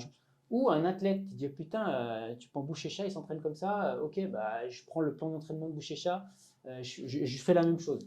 Je prends le truc de Federer, je fais ses exercices, ça, c'est drôle. Et je vais devenir Federer. Ça, c'est drôle parce que j'ai déjà vu, tu vois, j'ai déjà vu des athlètes pour économiser, et ils disent, ah, tu fais ton programme avec lui, tu payes ton préparateur physique. Passe-moi le programme, je vais faire le même. Ok, c'est vrai, ça c'est très... Sauf qu'il n'est pas adapté à toi. Non, voilà, des fois, tu peux avoir le même programme avec juste des fois un petit détail de différence, comme disait, le petit détail. Parce qu'il y en a un, tu sais, tu le connais, tu sais que lui, il y a un mouvement qu'il peut faire d'une certaine manière, et l'autre, il peut faire le même exercice, mais il ne peut pas faire le mouvement de la même manière, parce que peut-être il a encore certaines limitations au niveau de la mobilité, il a peut-être un déficit de force sur certains trucs, peut-être que voilà, la longueur de ses segments elle est un peu différente. C'est pas dire qu'il ne peut pas faire le même exercice, il doit le faire peut-être d'une manière un peu différente. Donc des fois, tu peux avoir le même programme, et puis les consignes que tu vas donner à la personne, Sont pas les mêmes. elles sont pas les mêmes. Je- Donc, c'est pas de dire, ok, je vais prendre le truc du mec qui est champion du monde et puis je vais l'appliquer. Non, il faut que tu passes un truc qui soit pour toi. Et après, tu peux peut-être appliquer d'autres choses. Tout est bon si c'est, voilà, toutes les soupes peuvent être bonnes. Voilà, les ingrédients, elles sont différents, elles peuvent être toutes bonnes. Mais c'est quoi, tu vois, qu'est-ce que t'aimes aussi, tu vois. Après, il y a des trucs, on dit, ah, je sais pas, la mode des fois, c'est de dire, ah tiens, les bossus, ça sert à rien, ou l'échelle de rythme, ça sert à rien. Ça dépend pourquoi. C'est un outil. Tu vois, c'est sûr que si tu veux être plus rapide et faire de la vitesse, mettre une échelle et courir, ça va pas, tu vas gagner rien du tout. D'accord. Par contre, c'est un outil qui te permet de déterminer des espaces, qui peut traiter le rythme et qui peut permettre à certaines personnes de mieux comprendre comment positionner ces trucs. Tu vois, utiliser des cônes ou des machins, des petits outils. Des fois, c'est ça. Par exemple, pour Jiu-Jitsu, il y a un truc que j'aime bien, c'est quand tu es sur le dos, ok, tu fais ta garde araignée, par exemple, ok, tu dois avoir quand même une certaine sensibilité au niveau de tes pieds. Tu vois. Donc, au niveau de préparation physique, moi, je peux dire, ok, pendant l'échauffement ou dans mon travail, est-ce que je peux intégrer des situations qui peuvent me permettre de faire travailler ça à la personne, tu vois, dans les temps morts ou dans les temps de récup, tu vois, soit à l'échauffement ou soit dans les temps morts, quand tu fais du travail de force, tu as des grosses pauses, que le gars, il est là, il est sur son téléphone, c'est pas bon, tu vois. Donc, des fois, il faut l'occuper avec des trucs qui ne sont pas forcément, exceptionnels, mais qui peuvent permettre de gagner du temps et de travailler d'autres trucs. Je prends un élastique, il se met sur le dos, il joue un peu avec ses pieds avec l'élastique, il pousse d'un côté, ça a l'air tout con, tu vois. Mais en fait, tu travailles tes capteurs sensoriels au niveau de tes pieds, d'accord, ta coordination, entre guillemets, voilà. C'est plutôt d'éveiller le système neurosensoriel et puis de travailler, voilà, sur différents angles, ok. Donc, c'est pas inutile, tu vois. C'est pas un truc, on dirait, ok, c'est un truc un peu fancy, non. C'est quoi le but, tu vois? Optimise ton temps. Je, Ok. je vais te poser une question, enfin, plutôt deux. Je suis curieux pour ta réponse. Au Brésil, il y a un grand débat. Qu'est-ce que tu en penses par rapport au CrossFit pour les combattants? Le CrossFit, c'est un sport pour CrossFit. C'est pas pour. D'un point de vue général, c'est toujours mieux que de rien faire. On va dire, voilà, d'accord. Maintenant, le CrossFit, c'est comme un autre sport. Voilà, tu travailles ta force, ok. Tu travailles un peu du métabolique. Dans ce plan conditioning, c'est bien. Par contre, c'est pas spécifique. D'accord. Donc, il y a un moment donné, pour l'individu de base, c'est cool. Pour le gars exceptionnel, qui a des qualités exceptionnelles, bah, il va toujours exploiter un peu ça, tu vois. Par contre, pour le gars qui est bon, mais qui veut devenir exceptionnel, tu vois, il faut qu'il construise ça différemment. Tu vois, c'est pas spécifique. Spécifique pas par rapport forcément au geste, mais par rapport au temps de travail, donc les intervalles, etc. Et le gros, après on va dire j'aime pas le CrossFit, c'est pas vrai. c'est pas le CrossFit, le problème c'est comment il est fait déjà. Voilà. Mais de base le CrossFit, il n'y a pas de méthodologie. Tu peux aller voir tous les coachs du CrossFit, voilà. Les gars qui ont fait qu'une formation de CrossFit, ils peuvent pas analyser ça parce qu'ils n'ont pas un autre point de vue. Mais ceux qui ont différentes formations et qui ont différentes expériences dans d'autres, ils analysent ça un peu là, avec un autre regard. Et il n'y a pas de méthodologie, c'est compétition à chaque séance, tu vois. Donc tu essaies de te mettre carton à chaque fois. Donc c'est pas sain sur le long terme, tu vois. Construire, c'est te dire, ok, quand je veux progresser, c'est quelle est la dose minimale nécessaire pour que je puisse progresser, mais pas trop pour que je puisse récupérer pour pouvoir réaliser un autre effort. Jiu-Jitsu, dans la même journée peut-être, ou le lendemain. D'accord. Un athlète qui s'entraîne 2-3 fois par jour, tous les gars que j'ai eus, ils faisaient 2 fois Jiu-Jitsu dans la journée, et des fois ils venaient avec moi. Et quand ils venaient avec moi, ils faisaient 1 fois Jiu-Jitsu et ils venaient 1 fois avec moi. D'accord. Mais ils faisaient 2 à 3 entraînements par jour. Et il n'y a jamais eu de blessés, de grosses blessures ou de trucs C'est quoi la durée à l'entraînement. C'est quoi la durée de séance avec toi? Enfin, 1 heure, 2 heures, 1 heure et demie? En général, c'est autour d'1 heure, mais ça okay. peut être en 45 minutes à 1h30, ça dépend du type de séance. Après, tu as des séances qui peuvent durer une demi-heure, tu vois, si tu fais du gainage ou d'intervalle training, que ce soit en course, rameur, assaut bike, tout ce que tu veux, ça peut être plus court. Voilà. L'entraînement, c'est jamais la même chose. Entraîner, c'est faire des choix. C'est un des principes de la préparation physique, Voilà. c'est spécificité. C'est ça. Donc, tu ne peux pas faire tout le temps la même chose. Donc, pour en revenir au CrossFit, pour moi, c'est pas de la préparation physique. Si tu fais du CrossFit, oui, c'est une activité physique. Je dis pas, c'est pas dur. Hein. C'est une C'est activité, c'est pas une dur. préparation. Les gars, ils sont solides. Ok, mais c'est pas de la préparation physique. Hein, j'ai commencé la prépa physique avec le ski alpin, Centre national à Albertville. Et puis avec voilà, différents athlètes. Après, j'ai travaillé avec une cellule privée qui était à Annecy, qui faisait des tests pour les équipes de France et puis pour différents autres sports, etc. J'ai énormément appris avec eux, avec Mario Corduano à l'époque, et à Albertville avec Jérôme Turotowski, qui étaient 2 gars de Dijon aussi, qui ont tout structuré la préparation physique à l'époque dans le ski alpin en France, qui ont apporté voilà, beaucoup de choses de l'athlétisme au départ, donc sur les appuis, la pliométrie, du travail d'Alain Piron. Donc, et tous les principes moteurs en fait que tu peux appliquer à différentes disciplines. Et ça, c'est un gros truc qui m'a guidé depuis le début et que ça n'a jamais changé parce que c'est un truc qui marche,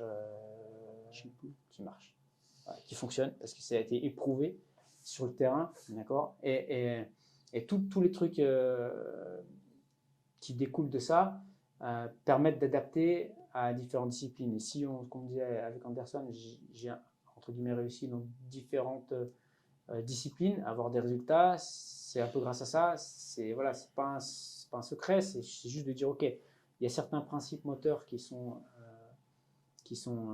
communs, des invariants de la motricité qui sont à différentes disciplines. Et si tu sais bien les appliquer, par contre, il faut bien savoir les appliquer, donc analyser et mettre en œuvre après les exercices pour atteindre tes objectifs, ça marche bien. Avant d'arriver, donc, je voulais parler aussi par rapport à tous les sports que tu fais, tu travailles pour la préparation physique. J'ai une deuxième question. Toi, avec les compétiteurs, les combattants UJB, je ne sais pas si tu fais encore, mais à l'époque, je me souviens, tu faisais aussi dans la piste d'athlétisme au bout du monde, tout ça. Ça, tu fais encore toujours des périodes. Parce que, moi maintenant, parce que je suis en Thaïlande, je n'ai pas de piste à côté, mais c'est du travail que je donne à faire. Parce que la question, c'est qu'il y a un préparateur physique au Brésil qui est très connu, il s'en occupe beaucoup des athlètes de haut niveau. Il s'en occupait un peu de la préparation physique de Rodolfo Vieira pour son dernier combat de XX, qui a eu ça fait 2 semaines, 3 semaines. Et lui critique beaucoup tous les préparateurs physiques qui font le travail sur les pistes, sur la plage. Il dit que tout ce travail, il fait sur tatami. Il dit, moi je suis contre ça. Et des fois, certaines polémiques qui s'effritent un peu sur les autres. Il y a plein de choses qui se discutent. Hein. Ouais. Et puis, il dit que pour lui, ça sort de spécificité. Lui, il fait tout ce travail-là, de fractionner et tout ça, il fait sur tatami. Il ne fait jamais dehors. Comment tu vois un peu ça? En fait, il a pas complètement tort, dans le sens où le travail privilégié, c'est sur le tatami. C'est sur le tatami qu'il faut que tu sois bon.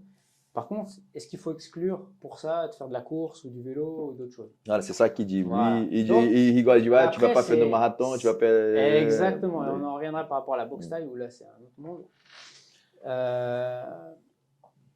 Le truc, c'est... On ne fait pas la même chose tout le temps. Entraîner, encore une fois, c'est faire des choix. Donc, tu dois sélectionner. Tu dois essayer de trouver le truc le plus efficace dans le temps que tu as à disposition. Tu as des gens qui s'entraînent tous les jours, 2 fois par jour, tu peux utiliser plein de trucs. Voilà. Pour quelqu'un qui s'entraîne 2 fois par semaine, tu ne vas pas t'amuser à commencer à lui faire du vélo, de la course, de la natation, enfin, différents trucs. Voilà, okay. Donc, il faut que tu sélectionnes. Et la saison, elle a différentes périodes. Okay, donc, c'est là qu'on va commencer à parler de périodisation, de planification et de périodisation. Où à certains moments de l'année, tu vas pouvoir aller sur piste pour construire certaines qualités physiques, qui sont plus, et des exercices qui sont plus éloignés, on va dire, de la discipline, mais qui vont t'aider et qui vont te permettre d'être transféré après sur le tatami quand tu vas te rapprocher des cycles de pré-compétition ou de compétition. Donc la périodisation, ça fait pas de la préparation physique. C'est de dire, ok, je ne fais pas la même chose toute l'année. Tu vois, ça, non. Il y a des cycles, en fonction des cycles et du période de la saison. Tu tu vas utiliser différents trucs. Je pense même psychologiquement, ça se ferait bien un peu, tu vois. Après, lui, Aussi, il c'est fait, bien de sortir voilà, psychologiquement voilà, des lui, il fois, fait tout le temps de sur le la tatami. discipline. Voilà. Et si je fais le lien par rapport à mes autres expériences, par rapport au ski alpin, le ski alpin, il y a 12 mois dans l'année, ok, il y a allez, 4 mois, 5 mois de compétition, et les autres mois de l'année, c'est de la préparation physique. Donc les gars, ils passent plus de temps à faire de la prépa physique, d'accord, qu'à faire du ski. Okay. Par contre, tout ce qu'ils construisent là, pendant la période d'été, par exemple, okay, où ils vont avoir 3 stages de ski, okay, par contre, ils vont passer du temps sur le vélo pour faire de l'aérobie, okay, cool. Ils vont passer du temps en salle pour faire de la muscu, travailler sur l'haltéro, sur les appuis, sur la piste d'athlétisme. Okay. Par exemple, à Albertville, on allait une fois par semaine avec les filles à la patinoire pour faire du travail d'appui sur la glace. Ok, tu vas me dire, ok, oui, mais non, mais c'est aussi un travail d'appui, travail de glisse, transfert du poids du corps, etc. Donc, il y a plein de choses qui sont transférables. Donc, après, il n'y a pas de limite. C'est de dire, ok, il y a qu'est-ce que je veux travailler et comment je peux le travailler, quels outils j'ai à disposition.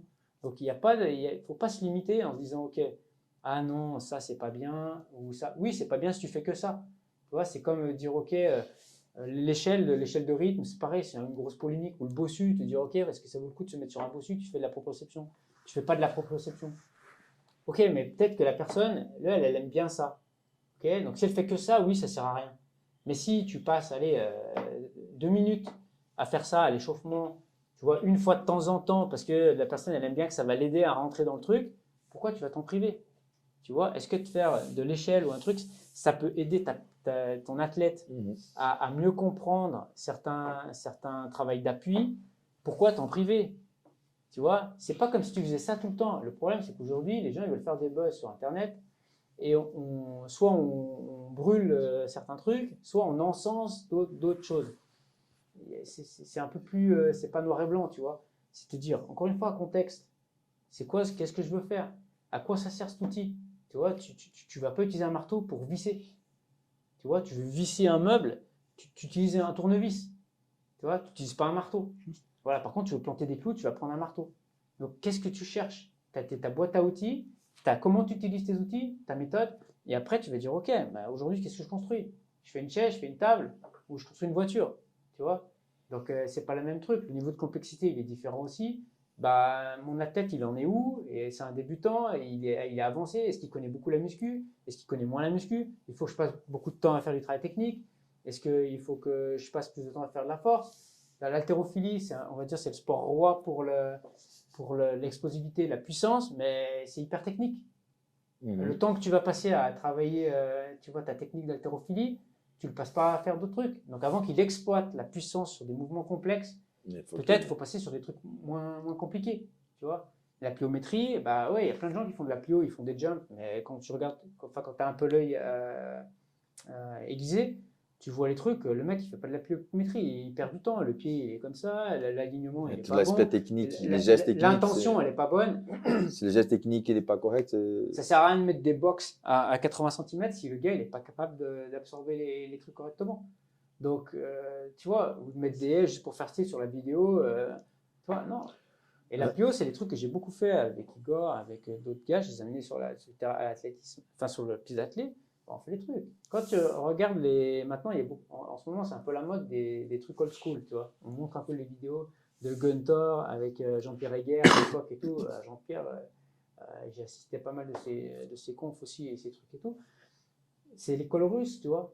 Donc, il y a tout le travail de lutte aussi, tu vois, à l'époque, je veux dire, personne n'a rien inventé. D'accord. Et aujourd'hui, les gens, ils réinventent la roue, on met un peu de marketing, on fait un joli truc, et puis ça y est, on a réinventé un nouveau truc. Mais moi, je vais te sortir des trucs quand j'ai commencé, et même d'autres qu'on fait avant, tu vas te dire, mais ah ouais, c'était déjà, oui. Aujourd'hui, la seule vraie révolution, c'est que la miniaturisation des objets pour les tests ou pour l'entraînement sur le terrain pour avoir des feedbacks. Ok, ça c'est génial. Parce que maintenant, tu as des petits trucs pour la puissance, etc., avoir les feedbacks que tu peux emmener partout. Avant, c'était un peu compliqué, il fallait être. Bon, ça, c'est une grosse avancée. Au niveau des méthodologies, neurosciences, la mobilité, il y a eu des choses qui sont un peu spécifiées, si tu veux. Mais après, sur l'entraînement de force, de puissance, machin, personne n'a rien inventé. Et l'endurance, c'est la même chose. Voilà, voilà maintenant on connaît mieux un peu les trucs, mais au final, tu es là pour performer. Ça, c'est comme tu peux faire tous les tests de VO2 max que tu veux, et à un moment donné, tu fais un 10 km, tu le cours en 40 minutes, ton but c'est de le courir en 39 ou en 38. Donc c'est une course de vitesse, dans le temps. Un marathon, c'est une course de vitesse dans le temps. Pas la même vitesse que tu cours à 100 mètres. Okay, mais tu cherches à aller plus vite. Donc, tu ne cherches pas à augmenter ta VO2 max, tu ne cherches pas à augmenter ton taux d'hématocrit, tout ce que tu veux. Ça, c'est une conséquence. C'est bien de les mesurer, c'est bien d'avoir les repères pour savoir si ça marche, si ça ne marche pas, etc. Où c'est que tu en es, ton profil. OK. Mais la finalité, c'est le terrain. C'est de dire, OK, moi, je veux gagner des secondes. OK, moi, je veux gagner quelques kilos pour soulever ma barre. Moi, je veux être capable de me déplacer plus vite, mettre plus de pression sur mon gars, de réaliser cette technique avec plus d'aisance, tu vois.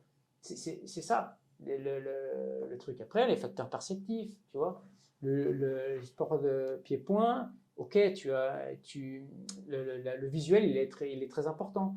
En jiu-jitsu, le visuel, tu es plus près. C'est moins. Par contre, le tactile, tu vois, la proprioception, le système vestibulaire, tu trouves dans tous les sens, il faut qu'il soit super efficace. Donc, ton système sensoriel, il est utilisé voilà, à différentes proportions. Ça, c'est aussi à intégrer. Comment tu le mets en place dans l'entraînement. Donc, toutes ces petites choses, ça prend du temps. Donc, dans quoi tu investis ton temps? Qu'est-ce qui va te ramener le plus de gains? Pour ça, il faut que tu saches quel est le profil de ton gars. Et là, tu peux sélectionner, te dire, lui, il n'a pas assez de force par rapport à ce qu'il a besoin. Ok, on va faire un gros travail de force à un moment de la saison. Peut-être, lui, il est déjà fort. Par contre, son endurance, son cardio, il n'est pas bon. Ok, peut-être qu'on va aller faire un peu de course, mais on ne va pas faire que de la course. Le but, c'est pas qu'il soit coureur. Tu vois, c'est qu'il soit combattant. C'est ce qu'aujourd'hui, je dis beaucoup là en Thaïlande, c'est les gars, ils courent beaucoup. C'est culturel.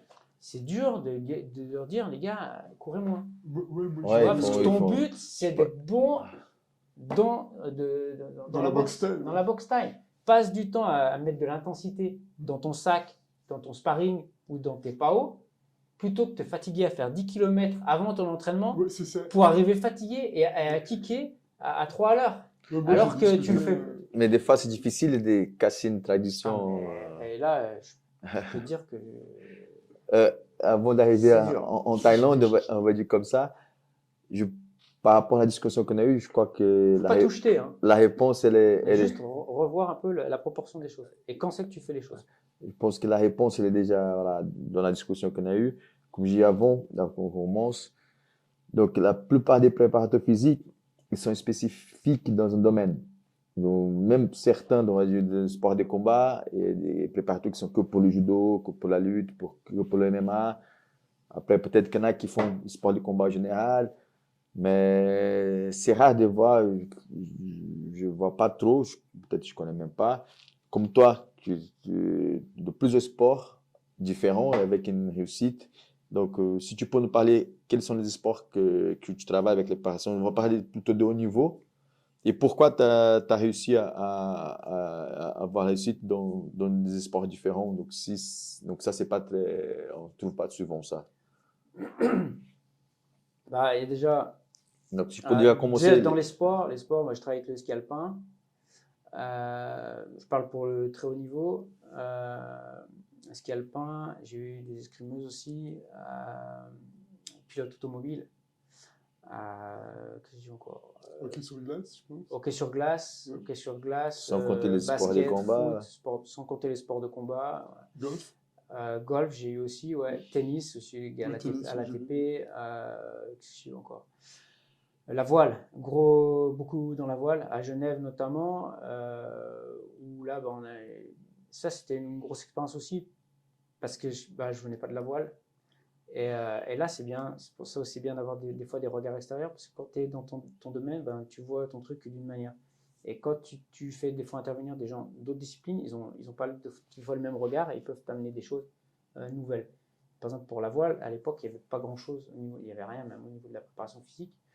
Et du coup, je travaillais avec d'autres collègues qui étaient ici à Genève. Et on a commencé pour la Youth America's Cup de San Francisco à l'époque. Et la Suisse, le Team Tilt, commençait à mettre en place un projet pour amener des jeunes marins suisses sur ce projet-là. La Suisse, c'est pas pays de marins, on va dire, à proprement. Quand même de très bons résultats. Non, mais oui, mais à la base, ce que je veux dire par rapport, si je compare par rapport à la Nouvelle-Zélande ou l'Angleterre, les États-Unis, qui sont entourés par la mer, tu vois, donc par contre, on a le lac et tout, donc il y a une tradition marine, mais c'est un peu différent, tu vois. C'est moins généralisé. Donc, bah, un petit pays qui voulait, tu vois, faire. Du coup, on a commencé à réfléchir un peu à des choses, à mettre en place, tiré de moi et mes collègues à l'époque, de nos expériences pour essayer de construire quelque chose qui puisse répondre aux demandes des contraintes de la voile. Et les contraintes sont importantes. Okay.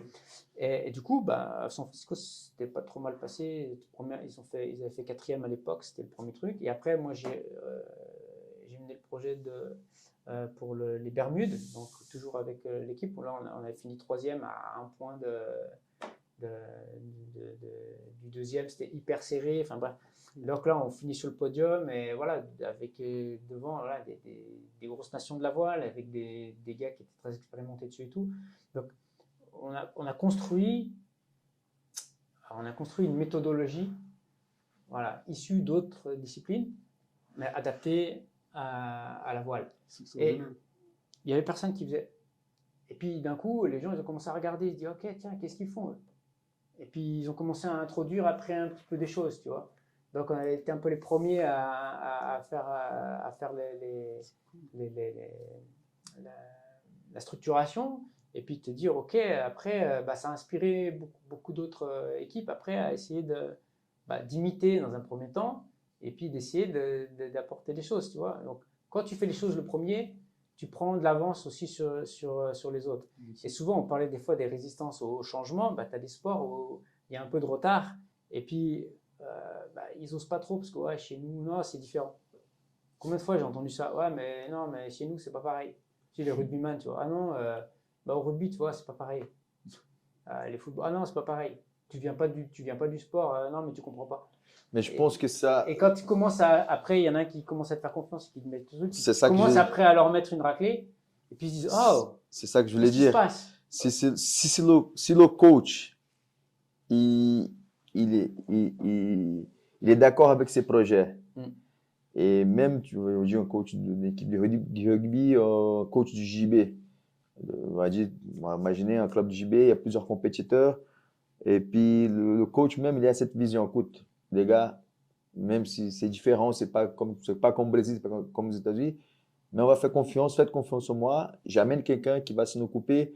Je pense que s'il y a déjà quelqu'un qui croit à ses projets, même avec une résistance, ça peut faire la différence. Bien sûr. Et puis après, c'est étape par étape. Je veux dire, et après, c'est le résultat qui va. Après, c'est le résultat qui fait le truc. Quand ça marche, tout va bien. Quand ça marche moins bien, et forcément, il y a des fois, tu as des contre-performances, ça arrive.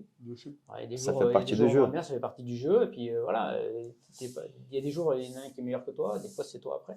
Voilà, on est des êtres humains, on n'est jamais toujours. Donc, c'est cyclique. Il faut arriver à ton pic quand tu veux. Mais voilà, des fois, ça nécessite un peu d'exploration. Voilà. Et du coup, par rapport à ça, il faut que tu aies une adhésion des gens. Donc, des fois, si tu veux mettre le truc idéal, des fois, d'entrée, ça ne marche pas. Tout à l'heure, tu as parlé de rugby ou de football. Est-ce que tu préfères entraîner une équipe ou une personne?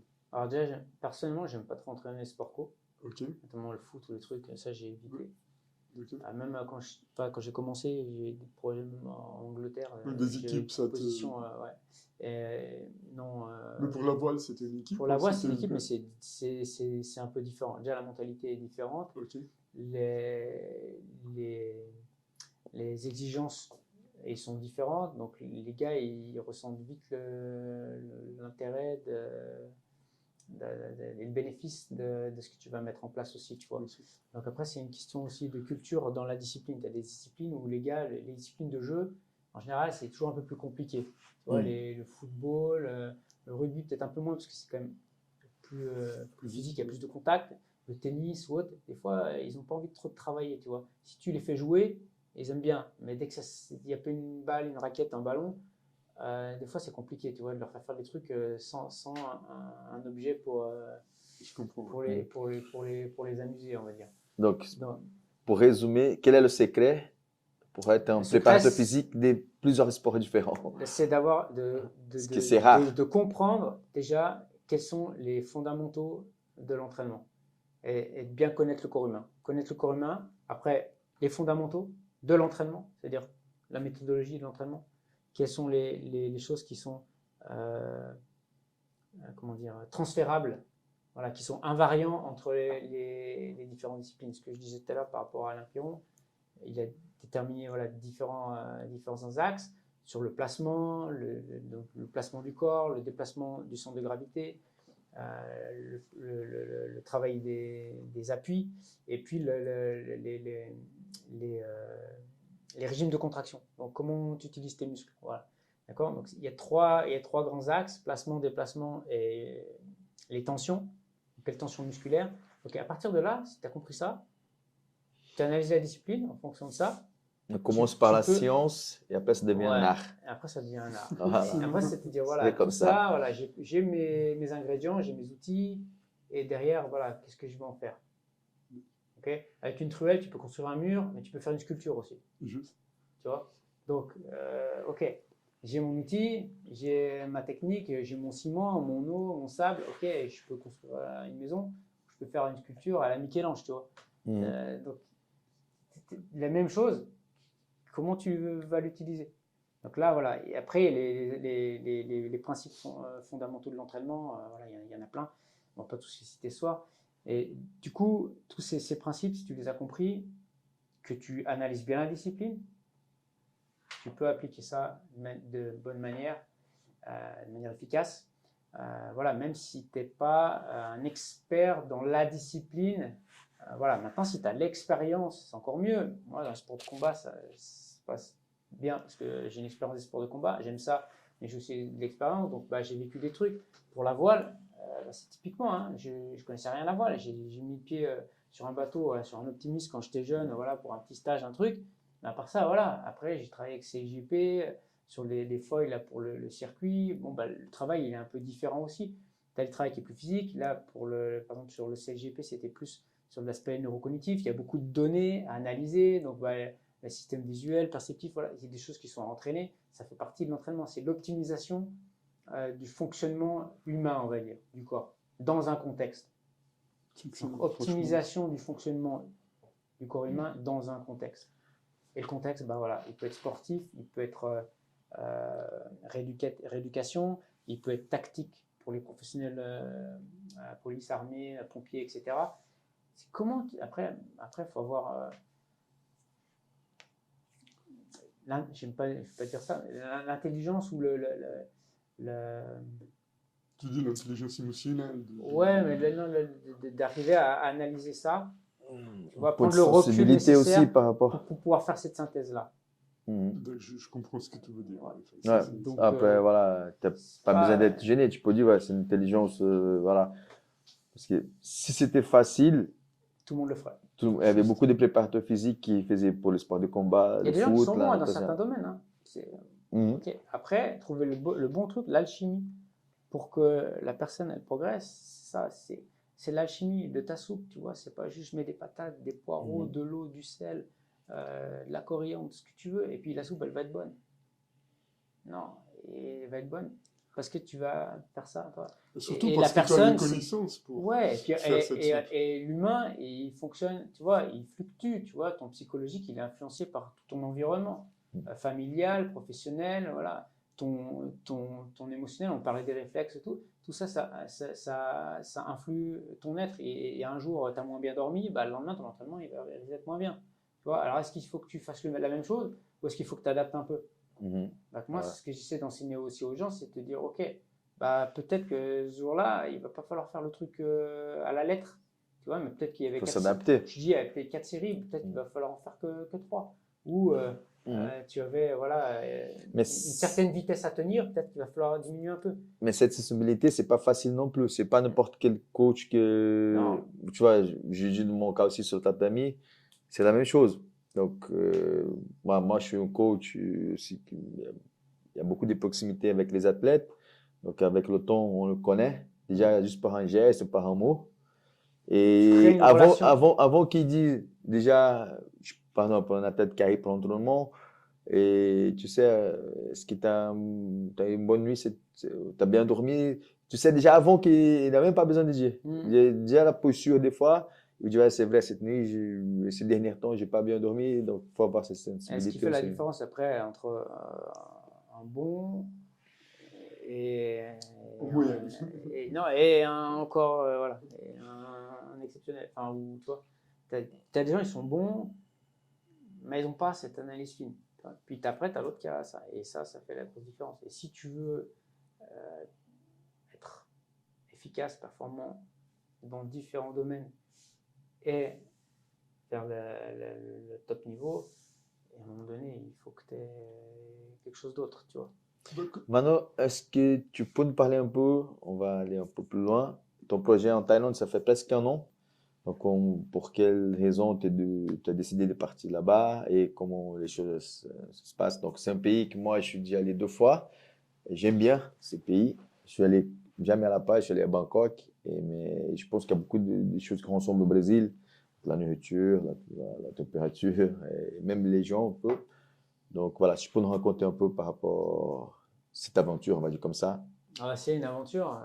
Disons que ça, c'est une aventure qui a commencé déjà il y a quelques années avec ma femme.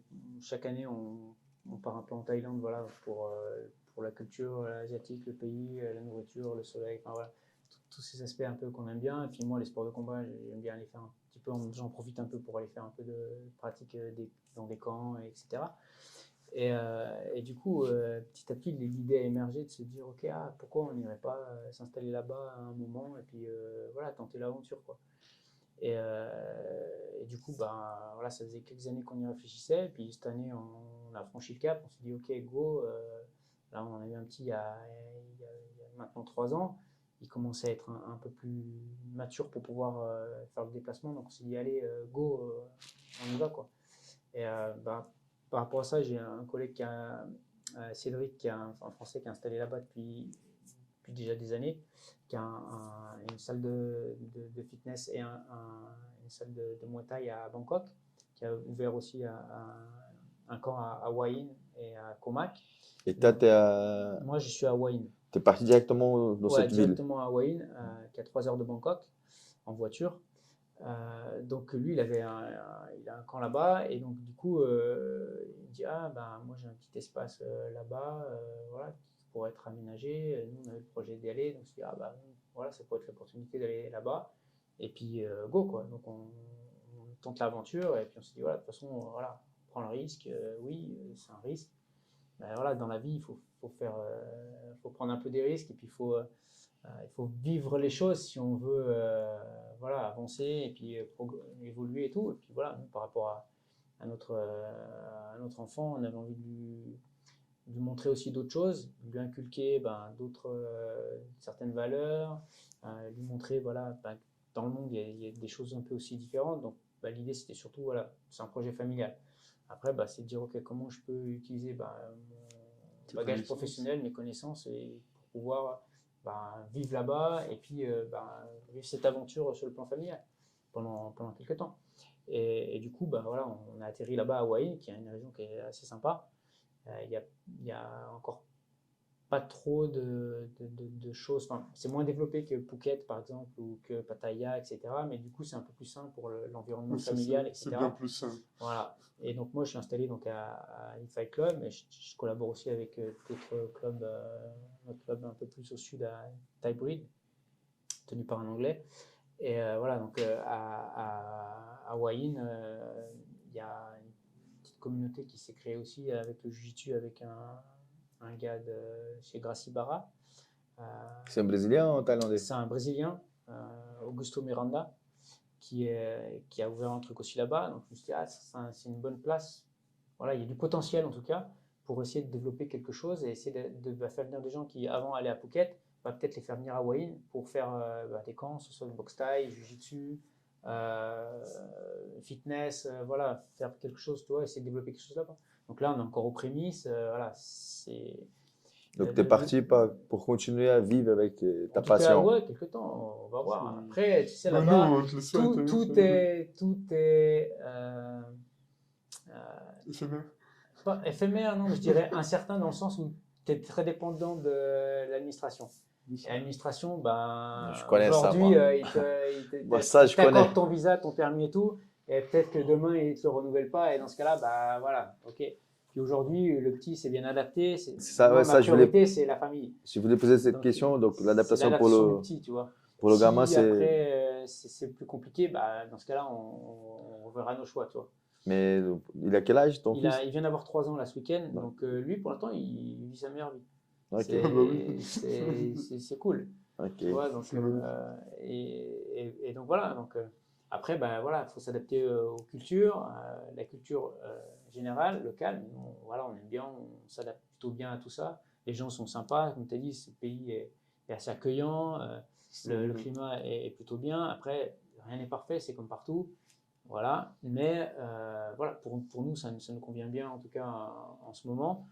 Et, Et tu vas voir souvent des galas, des box style là-bas, des MMA ouais, même. de boxe taille, il y a de plus en plus de choses qui commencent à se développer. Bon, le MMA avec le One aussi, mais il y a aussi le karaté combat Ouais, ça, qui c'est très a bien. fait un event il y a pas très longtemps, là, le mois dernier, C'était où, à Bangkok? c'était à Bangkok, Bangkok. et qui est en grosse progression. Bon, ils font du striking, mais il y a aussi un peu il y a aussi Non, c'est du très intéressant. grappling. Ouais, c'est très intéressant comme Qui se événement. développe. Ouais, C'est comme très, très événement, intéressant. c'est intéressant et tout. Donc, du coup, je pense que ça, c'est l'avenir un peu. Il est un peu là-dessus. Donc, il y a du gros potentiel, on verra. Et voilà, donc je pense qu'il y a des choses à faire. C'est pas facile parce que bah, le milieu du Muay Thai est particulier. Ben, moi, je viens avec un bagage voilà, d'autres disciplines. J'essaye d'amener des nouvelles choses. Et du coup, ben, il faut le temps que les gens essaient de s'adapter un peu. Voilà, Le ils sont temps et les résultats. intéressés Je pense qu'il faut qu'ils te connaissent mieux aussi. et qu'ils C'est connaissent le, ce que tu proposes. c'est le temps et les résultats qui Exactement. va, qui va Mais faire. c'est vrai que tu sors de ta zone de confort, ben pour moi, ici, j'étais bien installé, plutôt bien connu. Voilà, ça tournait très bien. Et que tu arrives là-bas, il faut recommencer un peu à zéro. C'est pas facile. Mais moi, j'aime bien les challenges. C'est pour ça que tu es là ce Et c'est soir, pour c'est ça que je suis la là. mentalité martiale. Exactement, la mentalité martiale. Et on est là pour essayer de progresser, d'évoluer, faire des expériences, échanger, essayer d'apporter des nouvelles choses. Et moi, j'aime partager et apporter des nouvelles choses. Après, bah, c'est comme pour tout, il faut que les gens ils aient envie de changer. Tu peux pas apporter et faire changer les choses à quelqu'un qui veut pas changer, tu vois. Donc, par contre, quand tu rencontres après des gens qui ont envie d'évoluer et tout, bah là, c'est un enrichissement mutuel. Et tu arrives à faire des choses incroyables, et à bouger des montagnes. Tu les Donc, c'est magnifique. écoute, on verra. L'année Voilà. qui vient va être Ça va être voilà, la preuve de fin. ouais, une belle année. La première année était voilà, plus compliquée avec tous les papiers et les trucs. Maintenant, on est sur la lancée et voilà, on va développer encore Super. plus de choses. Ouais. Magnifique. Je te souhaite encore une bonne chance et Ouais, c'est bon. j'espère que on se voit l'année prochaine. Là. Bah, avec grand On sait plaisir. presque Vraiment, vous êtes ici ou là-bas, même un welcome, vous êtes les bienvenus, les gars. Ok. Et puis tous ceux qui veulent venir, Je voilà, tout ferai si pour vous avez venir. besoin de conseils sur la Thaïlande, les camps, les trucs où aller, pourquoi, comment, en fonction de ce que vous cherchez, il y en a pour tous les goûts, pour tout le monde. Voilà, après, c'est d'arriver à avoir envie de revenir après. Une fois que tu as goûté, tu vois, c'est dur. Après, tu te dis putain, mais Moi, j'étais déprimé. Quand tu es rentré, j'étais c'est déprimé. dur, hein, Pendant quelques jours. l'atmosphère, l'ambiance et tout, voilà. Ouais, j'ai bien aimé. Donc, c'est sympa. Michael, on arrive vers la fin. Vous pouvez rester encore toute la nuit là, mais moi, Ouais. on ne pourra pas. Une question pour toi, très intéressante, je pense, voilà, d'écouter ton avis là-dessus. C'est concernant le doping. Alors, qu'est-ce que tu en penses par rapport à ce que j'ai déjà vu certains coachs? C'est Ils très disent, très bien, allez-y. Non, je déconne. non, c'est pas ça, mais ils disent que le monde a changé, les sports de combat ont évolué, l'être humain, je sais pas quoi. Il faut même libérer, ou sinon il faut changer les choses. D'autres qui sont complètement moi. Mon point de vue, surtout éducateur, je ne veux pas dire la science, je ne veux pas dire la performance, mais comme éducateur, je trouve que c'est pas bien. C'est un très mauvais exemple, surtout pour la jeunesse. Mais voilà, je voulais écouter Moi, je partage ton tonton. avis. D'un point de vue éducation, c'est pas un bon message, c'est pas bon. Et d'un point de vue santé, voilà, il y a des très gros risques aussi. Donc, moi, je suis 300% contre, c'est clair. Maintenant, dernier Donc, point, maintenant, la performance. voilà, la performance, on sait très bien que voilà, il y a des athlètes qui sont chargés. Après, voilà, d'une discipline ou d'une organisation à l'autre, t'en as qui sont plus ou moins laxistes. Donc, du coup, c'est difficile d'évaluer comment dire, la proportion d'athlètes qui sont réellement voilà, dopés. Maintenant, c'est clair que c'est une aide incontestable au niveau de la performance. Ça, personne ne s'en cacher, que ce soit au niveau des sports de force ou au niveau des sports d'endurance, bah forcément, oui, tu as un gain supplémentaire. Maintenant, il faut quand même s'entraîner pour performer. Alors, est-ce qu'il faut légaliser ça et libéraliser ça? Moi, je suis contre. Ouais. Je pense que c'est pas bon, c'est pas sain.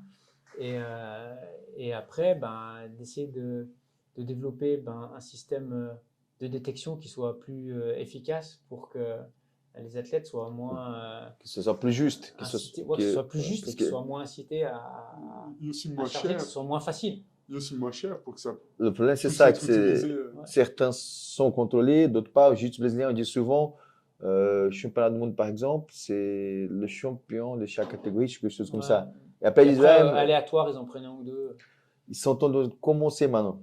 Tu vois, ça commence petit à petit. Et par exemple, le Neoasa, c'est aléatoire. Donc, j'ai des athlètes de l'équipe suisse que n'importe quel moment, ils se font tester chez eux à l'entraînement. Ça aide déjà, je pense, au Il niveau faut, de. parce que de toute façon, t'as des produits qui vont être utilisés pendant la période d'entraînement. Donc, si tu n'as pas de test pendant la période d'entraînement, après, le jour de la compétition, il n'y aura plus de traces. Puis, tu as des produits qui vont être efficaces pour améliorer la performance le jour de la compétition. Donc, tout dépend de quel type de produit on parle, quoi. Si c'est pour les aspects musculaires, si c'est pour les aspects endurance, enfin, etc. Il y a, il y a, il y a, il y a il y a vraiment plein de cas possibles. Après, c'est de se dire, OK, si tu veux vraiment une politique antidopage et un sport qui soit plus sain, il faut que tu aies un suivi des athlètes sur le plan longitudinal, puis regarder tous les marqueurs hormonaux, etc., pour voir quelles sont les variations. Tu as des gens qui ont des taux naturels d'hématocrite ou de testostérone un peu plus haut. OK, de savoir si c'est synthétique ou pas. Ça nécessite quand même un peu des tests particuliers et puis une logistique que certains sports soit n'ont pas les moyens de faire, soit ne veulent pas. Puis après, c'est pareil, il y en a qui utilisent des tests performants, puis d'autres qui utilisent des tests un peu moins performants parce qu'ils ils savent qu'ils risquent d'en choper beaucoup et que pour avoir un peu moins de. Voilà, ils font quand même les tests, mais on prend les tests les moins fiables, comme ça, on en chope, si on en chope un, on peut discuter ça d'un point de vue juridique. Ou On peut faire un exemple et puis. il y a plein de choses. Ouais. Et C'est un sujet après, un peu délicat, quoi. ouais, c'est une polémique. Mais polémique, ouais. Mais en tout cas, aucun sport est épargné, ça c'est clair. Après, il ne faut pas dire que tout le monde est dopé. Mais dans les sports de combat, c'est pas un secret. Je veux dire, voilà, tu sais très bien que dans les grosses organisations, il y en a, voilà, quand le gars il prend 5, 6, 7, 8 kilos de muscle en quelques mois, c'est impossible. D'un point de vue normal, sans produit, voilà, tu as beau bien t'entraîner. Voilà. Après, faut pas que ce soit une excuse non plus pour certains athlètes en disant ok, je compte là contre des dopés, donc je peux pas y arriver. Ou voilà. Non, déjà que chacun essaie d'améliorer son entraînement, sa programmation, sa stratégie, sa récupération. Il y a déjà plein de manières naturelles de pouvoir améliorer ses performances, qui est déjà de chercher, entre guillemets, la facilité en allant chercher des produits interdits qui sont en plus néfastes pour ta santé, quoi. Ok, donc, il faut manger de l'açaï, la banane. Ouais, c'est ça. C'est dopage naturel. Exactement. Ok, donc, on arrive vers la fin. Merci beaucoup, Michael. Merci Anderson. Donc, c'était très intéressant. Moi aussi, j'ai appris Avec beaucoup plaisir. de choses. C'est pour ça que j'ai profité. Donc, merci encore une fois parce que je sais que tu es en vacances. Donc, j'ai profité de ces moments-là. Et du coup, il faut que je rate pas ça. Je suis sûr que les gens qui vont voir seront très contents. Et puis voilà. Dernière chose, abonnez-vous, chaîne Chaos Suisse, partagez ça va nous donner la force, ça va nous aider. Merci aussi Ruben Kausuis qui est toujours derrière l'écran. Ouais, bravo à Ruben Et- également. Et puis voilà, si tu veux En laisser un tout cas, dernier ouais, message. Dernier message, une belle initiative en tout cas. Bravo pour le podcast et tout. Donc, je lui souhaite plein de succès. C'est que le début, mais je suis sûr que ça va décoller et que ça va prendre de l'ampleur. Il y a plein d'idées, de belles énergies. Et du coup, c'est un plaisir de partager. Merci à Voilà. toi d'être parmi nous Avec aujourd'hui, plaisir. ça fait très plaisir. Merci beaucoup, Merci Michael. encore, Anderson. Merci, Ruben. Merci. Ouais.